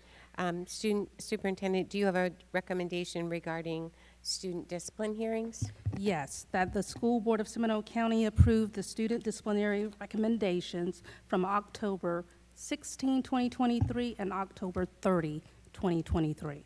Is there a motion? So moved. Second. Vice Chair Sanchez, seconded by Member Davis. Is there any discussion? All in favor, please signify by saying aye. Aye. Any opposed? Motion passes. Okay. Superintendent, do you have a recommendation regarding any new business? Yes, I do, that the School Board of Seminole County, Florida extend and replace the current contract with the school board attorney. So moved. Second. Member Garrick, seconded by Vice Chair. Is there any discussion? All in favor, please signify by saying aye. Aye. Aye. Any opposed? Motion passes. Thank you. Superintendent, do you have a report? My report is included in the book and it's read-only. Thank you so much. It is now time for board committee updates. Member Pennick? I had the FSBA Legislative Committee meeting last week. We approved our deregulation platform, which has been distributed to everyone. And just an FYI, there are 3 bills being heard tomorrow in front of the Senate at 2 o'clock, all regarding deregulation, Senate Bill 7000, 7002, and 7004. So a lot of talk about deregulation, which is all in our favor. So that's all that I have. Thank you. And as I saw, they urged us to write to our local legislation delegation. Okay, Member Davis, committee updates? I don't have anything at this time. Thank you very much. Thank you for sending the minutes out too. We got those. Member Garrick. I will get to my committee report kind of in a roundabout way. I had the opportunity today to participate in teach-in at both Wicklow Elementary and Pinecrest Elementary. While at Pinecrest, a point of pride, Director Cardona was there, and we have the #1 ESOL department in the state of Florida from Imagine Learning. We are #1 in proficiency and learning gains. So it was great to be able to celebrate with that team. But what I wanted to talk to, this gets back to my business advisory board, is that we had so many community partners, both people with independent businesses, representing larger businesses, coming into our schools and teaching. So it was great to see that kind of collaboration. The business advisory board has been working on outreach, and through an initiative working with Director Sirkovich and her communications department, there will be a business breakfast at Lyman on December 5th. So there is still some room for folks to come. The focus will be to introduce business folks to the opportunities within SCPS, and particularly to try to extend more internship opportunities and give our students some hands-on education. So that's how I got to the Business Advisory Board. I also wanted to let you know that I went to the Sanford District 2 meeting, met with the folks there. We regularly hear from all of the stakeholders, which are from Sanford, but really have information that is relevant Seminole County-wide. And this Thursday night's meeting, in addition to the regular meeting, there is a Thanksgiving dinner hosted by District 2 Commissioner Wiggins that is open for the entire public. So anyone that wants an early Thanksgiving, you are welcome to come to the Velma Williams Center in historic Goldsboro and enjoy Thanksgiving. So thank you very much. Thank you. Vice Chair? For the Zoo Board, Asian Lantern Festival starts this weekend, and tickets are selling fast. So our next meeting for the Zoo Board is tomorrow. However, the Asian Lantern Festival, we have a lot of new exhibits that are going to be on display. And it's fun for the entire family. So if you haven't purchased your tickets, and Publix is one of our major sponsors, please do so because a lot of the dates are being sold out. The coalition meeting, we did not have one this month because we're having one at the Florida School Board Association for the breakfast and the transfer over of the new chair and vice chair. So the Central Florida School Board Coalition meeting will be the week after Thanksgiving when we head over on that Wednesday, the 29th, I believe, November 29th. And I also just wanted to mention that Allie's Hope, which is very near and dear to me, the board that I sit on for mental health. Allie's it was formed when Allie had died by suicide. And we have seen a massive uptick in suicides. And it's extremely important for everybody to monitor. If you ever have any questions or concerns, dial the 689 number and talk to somebody. Somebody will be out there to help you. That goes for our students, for our family members, for anybody. Please look for signs of any kind of depression or anything that you see that they may possibly need. We raised over $100,000, which was the highest we've ever raised. So that money is coming back to Seminole County Public Schools. So we're ecstatic about that. And we love our partnership that we have with our high schools and eventually, hopefully, our middle schools too, eventually. The League of Women Voters, we have Thursday. We will have two of our wonderful speakers, Dr. Spalding and who else is? Dr. Pisani, presenting and talking about the way of learning in today's world. It's a luncheon. I don't know if there's extra seats or not, but you can go online. There's still tickets left. Perfect. And it's at Counties in near the Seminole Town Center Mall. Also wanted to thank Dr. Danielle Thomas from our legislative advocacy group from FSBA, Florida School Board Association, who came here at the last minute visit. She was coming for UCF's homecoming, and we had an opportunity to walk around with her and see some amazing things going on at our schools. So that was a really nice opportunity for her, she used to be a teacher, and so she was super excited to be back in the classroom to see all the fun, hands-on activities. I had an opportunity to do a couple different activities at different schools like Matterween, where it's something that we started over at Sable Point years ago. Everything wrapped around anything science-oriented, but everything was wrapped around the pumpkins and gourds and all the different things like that. Also wanted to do a big shout out to the Night of Impact. It was a huge success. So our foundation, Jean Van Smith, I don't know if she's here or not, along with the phenomenal team, and I know that Chair Krause sits on that board as well.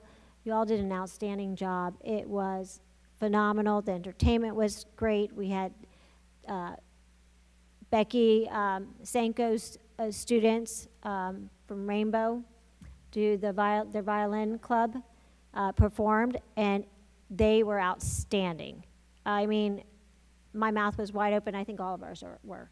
And then, of course, Emma, who sang, and we had the band from Seminole High School. So it was amazing in every which way. We could talk all day long, but so just so you know, there's a lot of great opportunities. Tomorrow we're getting to go to Goldsboro for an award. The Goldsboro has won an award that is a nationally recognized award, and I had it right here in front of me, and I moved it.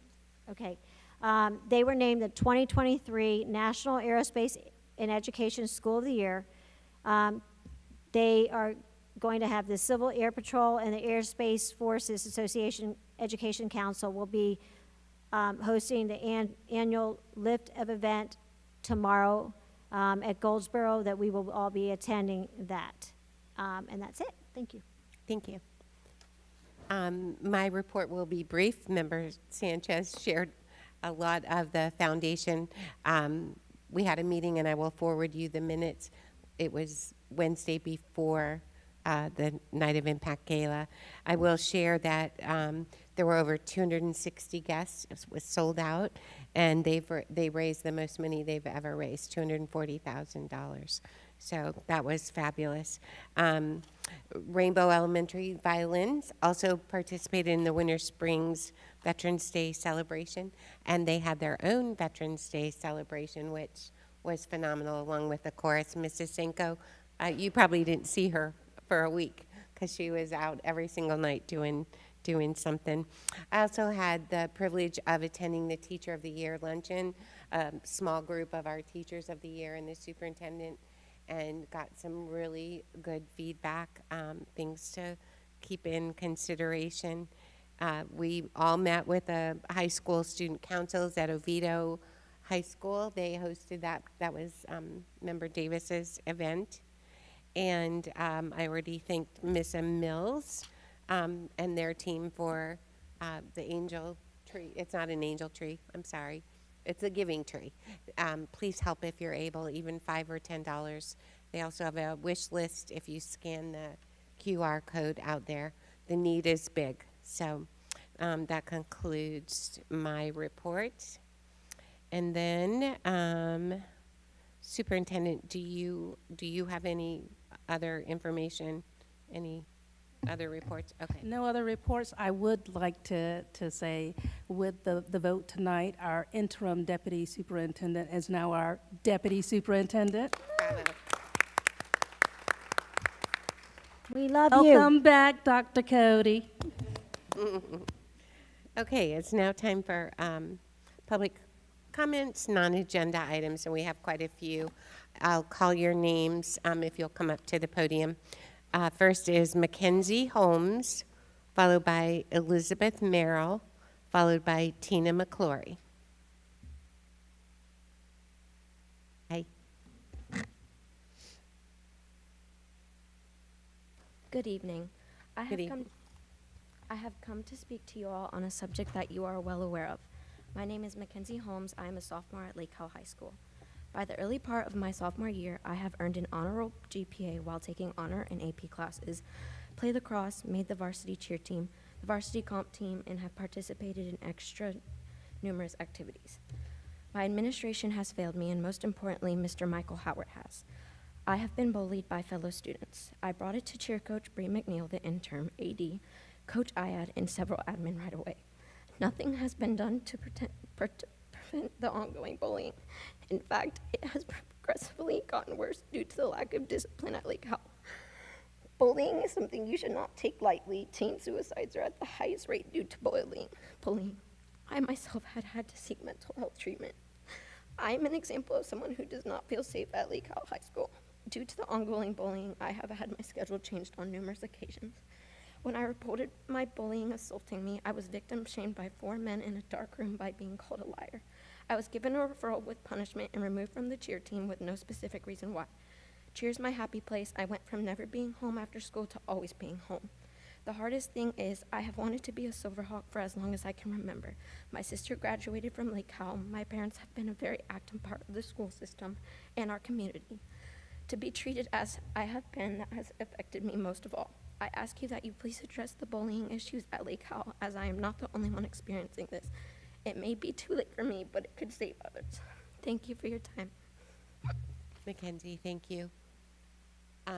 Miss Elwood, what might you speak with her before she leaves? Thank you. Elizabeth Merrill, followed by Tina McClory, followed by Deborah Donahue. Okay, I'm very short.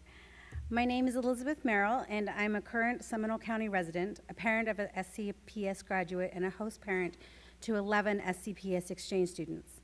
I have volunteered with PTAs, PTSAs at the local, county, and state level, and with SACs, BACs, and sports boosters. My kiddos attended Crooms, Lake Howell, and Winter Springs. I say all of this to say I'm very familiar with the school system and the daily challenges teachers and administrators face. Throughout my son's kinder through 8th grade education, he was bullied.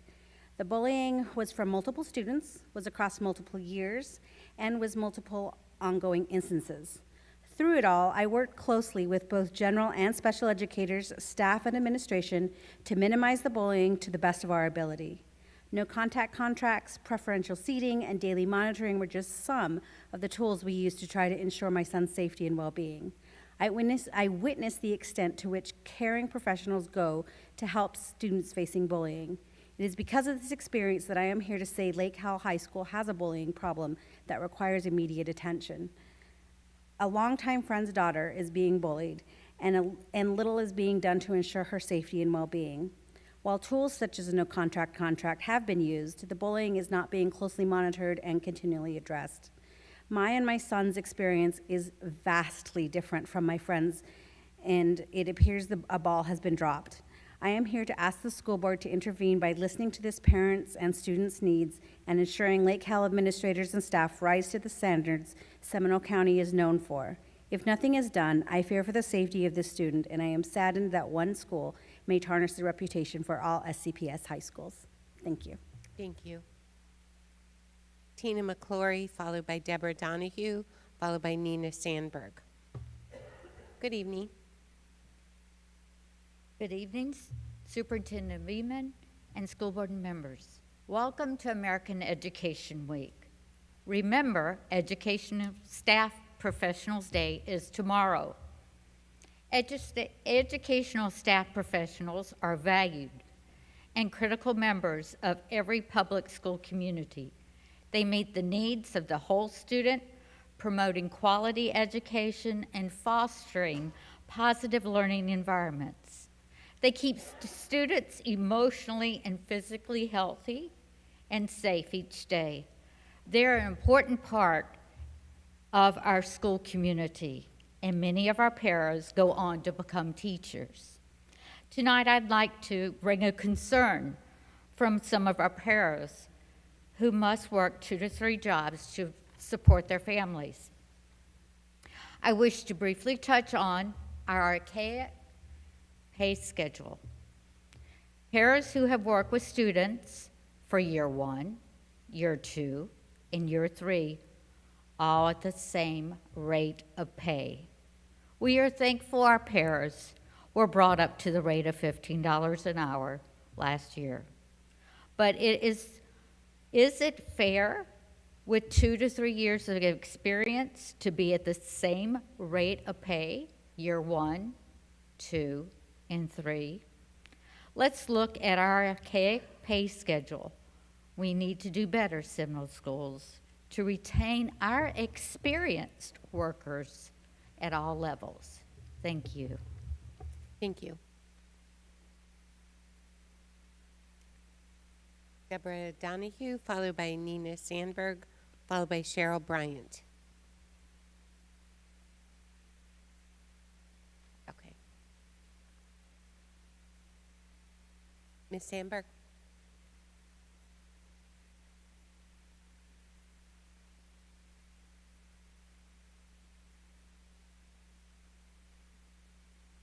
Good evening. I'm Nina Sandberg.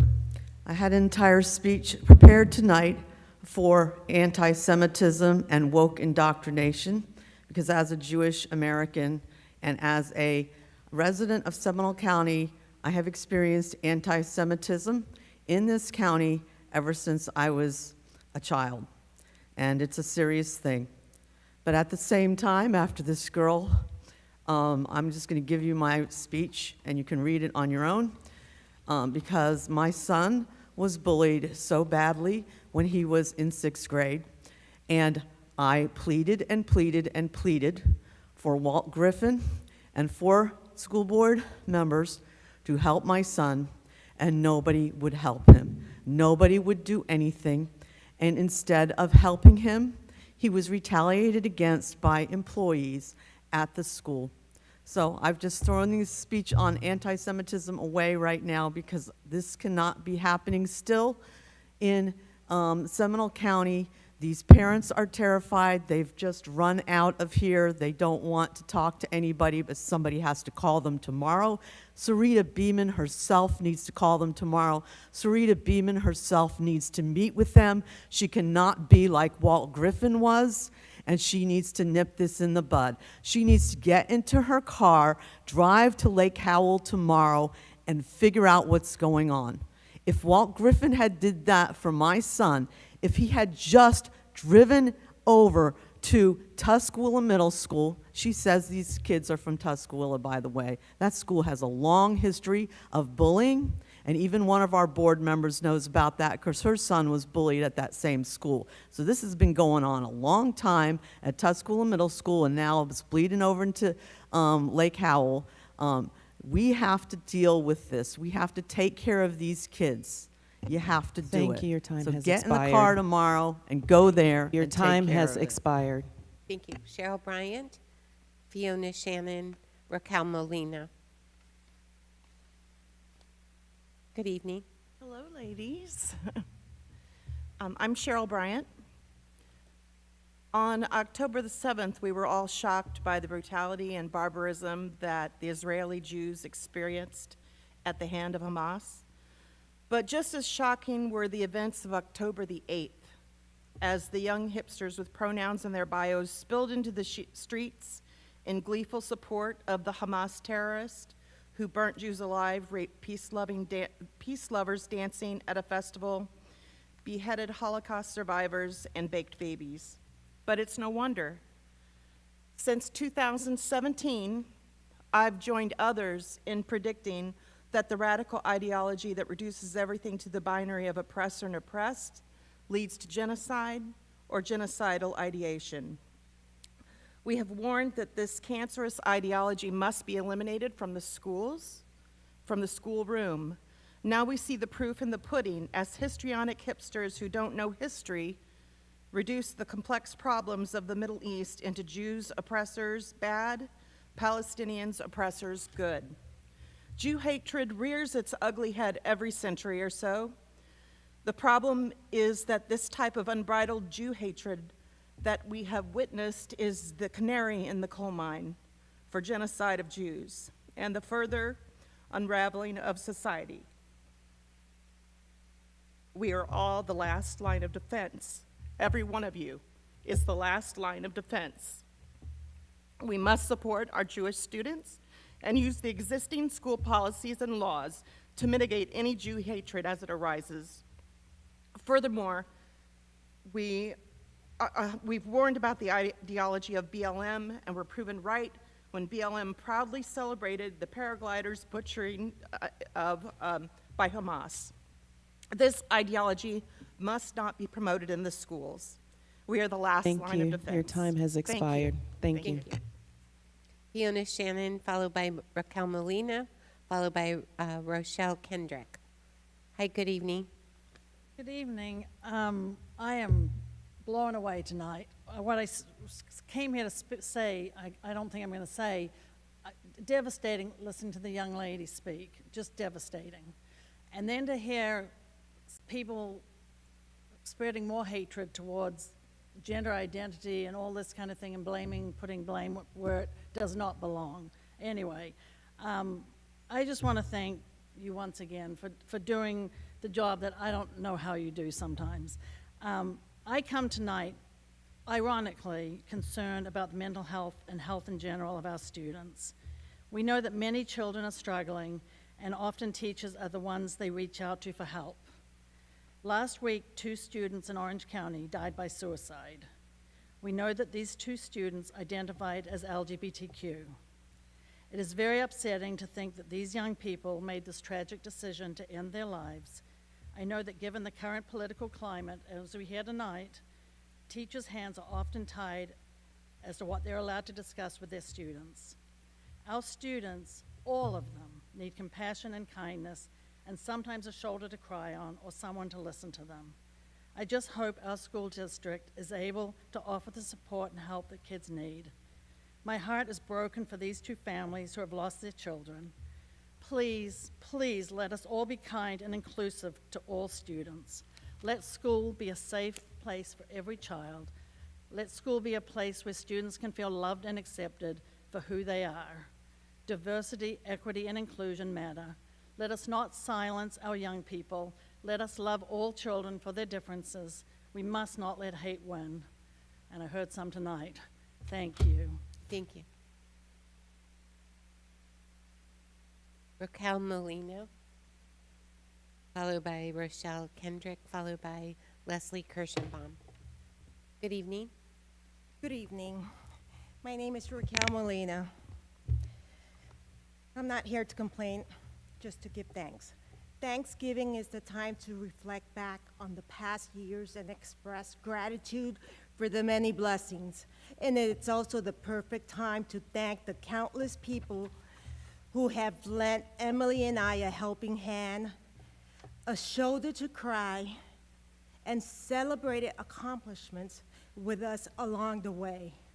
Let's not forget to thank all those hardworking, caring teachers and other staff members this Thanksgiving for all their hard work, but most importantly to Emily's former teachers that always went above and beyond their job duties.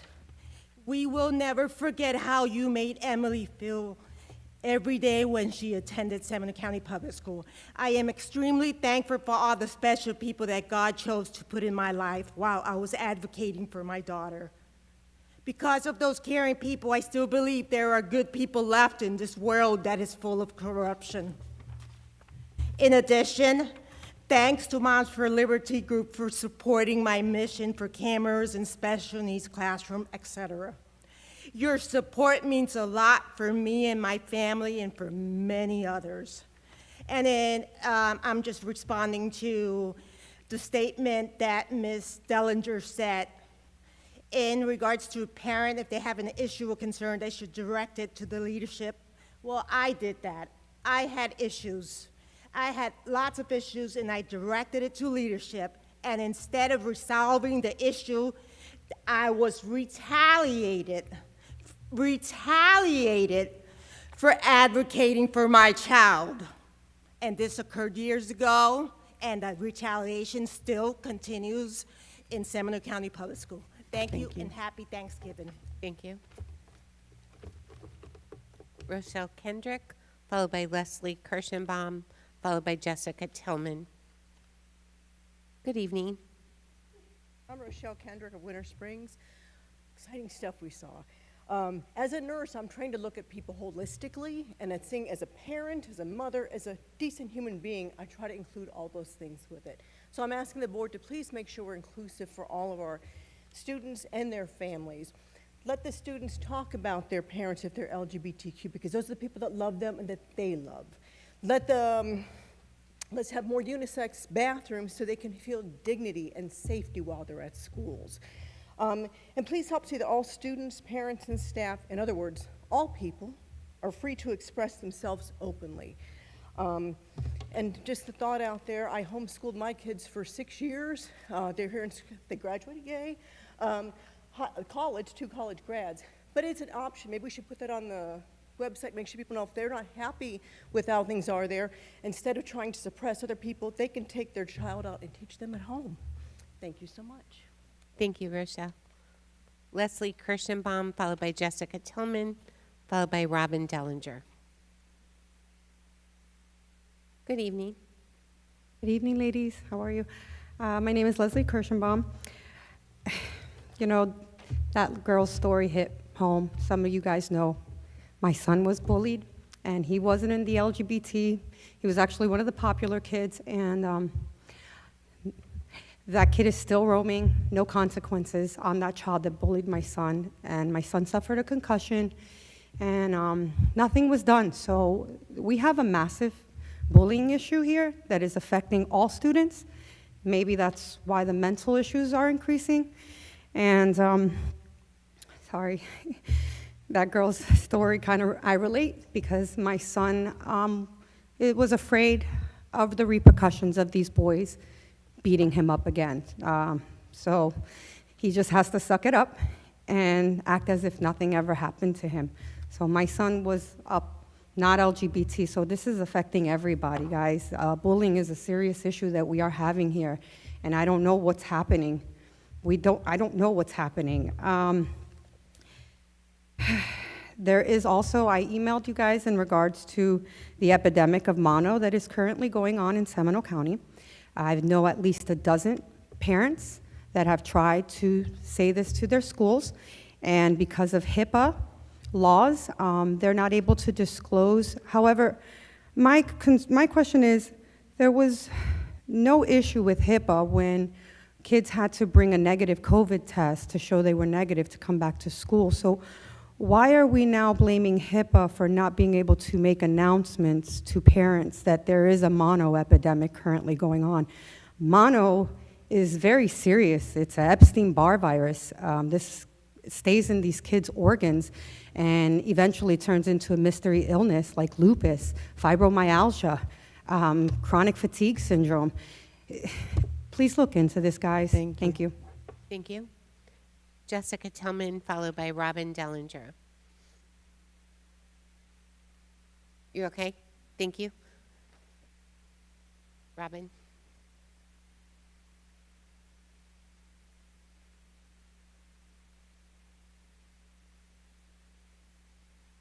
I have a little different topic. My name is Robin Dellinger. I'm a retired teacher, principal, and assistant superintendent. Considering everything that's happened recently as I've watched the challenges for schools unfold, I've been reflecting on my last years as a teacher at Lake Mary High School. In the last few years that I taught world history and U.S. history, when we learned about World War I, my students read All Quiet on the Western Front. Published in 1929, it was an immediate bestseller. It was translated into many languages. Based on the experiences in World War I of its author, Eric Maria Remarque, it's a gripping story and a very powerful anti-war statement. As a result, the book was banned and burned by the Nazis in 1933. Remarque was stripped of his German citizenship and he left Germany. While some of my students did grumble about having to read a novel in history class, they wound up really getting into it, especially because the main character was close to their age. When studying the Holocaust, parents signed permission slips for their students to watch the movie Schindler's List, based on the true story of Oskar Schindler. Holocaust survivor Helen Greenspun came to my classes and told her story of survival. The students hung on her every word. Why am I sharing this with you? I was fortunate enough to be able to engage my students with very challenging subjects that provided them with opportunities to discuss what they had seen and read. Sometimes the topics were very difficult and painful to wrap your head around. My students discussed these parts of history with great interest, compassion, and insights, as teenagers do. It never entered my mind that someone might not want their child to learn about the horrors of poison gas and trench warfare, the genocide of the Holocaust, or the legacy of slavery and segregation. And I wonder how I would approach those subjects today. Teachers have a really tough job and they work hard, and I hope that they know how much we appreciate them, and I would really suggest that our parents and everyone let them know that we trust, respect, and support them. Thank you. Your time has expired. Thank you so much.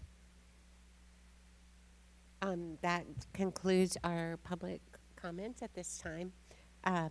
Any further comments? Member Pennick, Davis, Garrick, Vice Chair? I would just like to wish you all a happy Thanksgiving. Keep your families close and keep life in perspective. Thank you all for what you do. Superintendent, anything final? No, thank you. Okay, this meeting stands adjourned. Board, if you'll stand tight, we're going to have our elections. Thank you.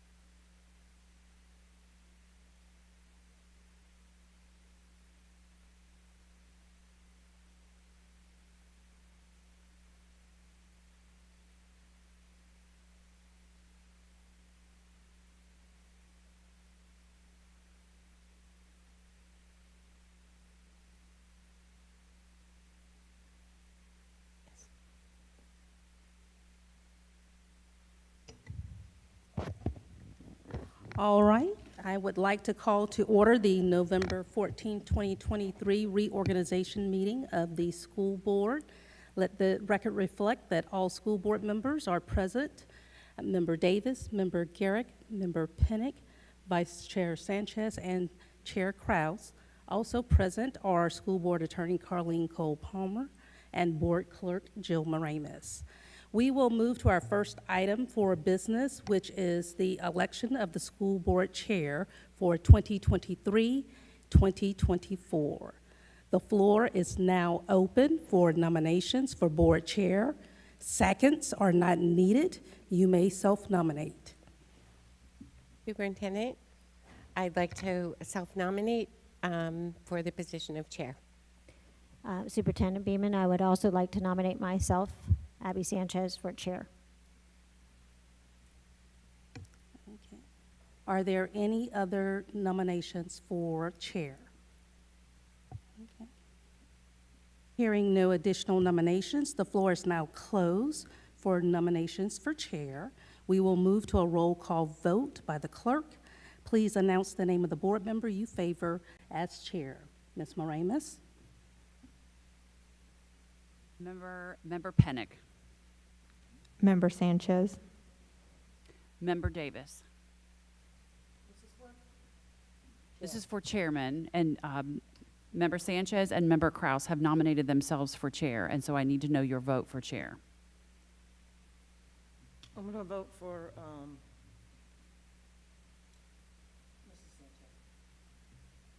Member Garrick. Christine Kraus. Member Sanchez. Myself. Member Kraus. Christine Kraus. By a vote of 3-2, Member Sanchez has won the election for chair. Congratulations. Thank you. Okay, and we will move to our second course of business, which is the election of the school board vice chair for the 2023-2024 year. The floor is now open for nominations for vice chair. Madam Superintendent, I'd like to nominate Member Garrick. I nominate Christine Kraus.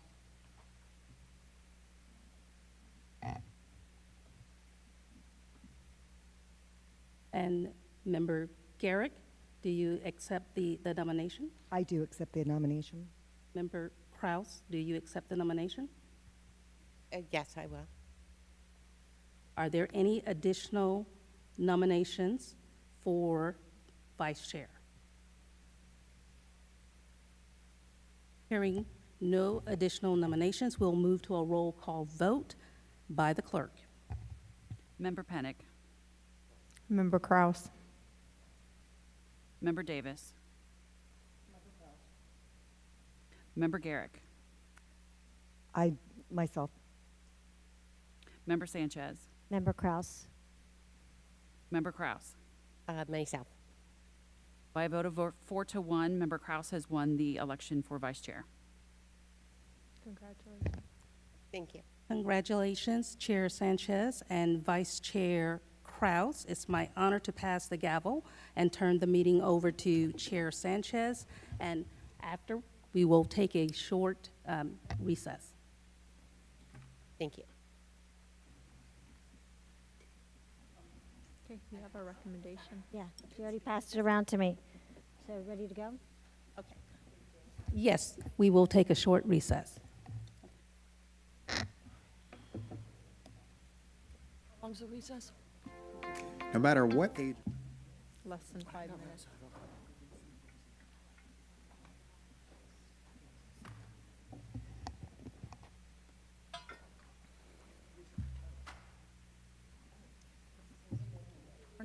We're not done with this. We're not.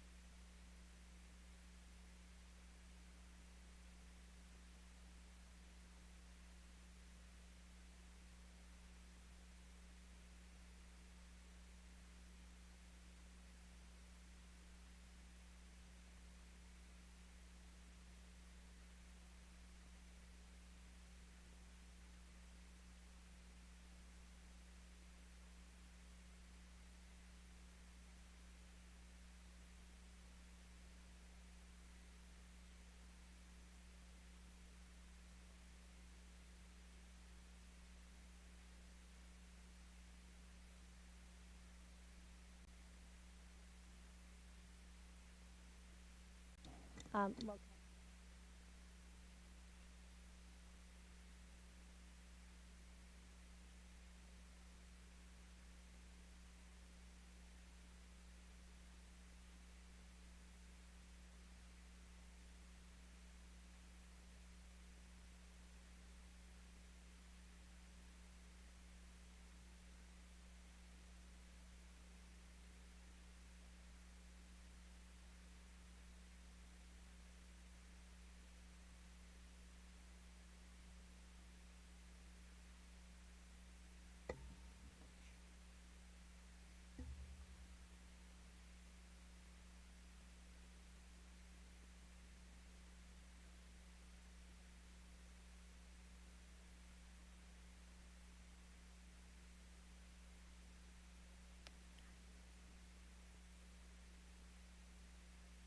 All right, I'm going to go ahead and start.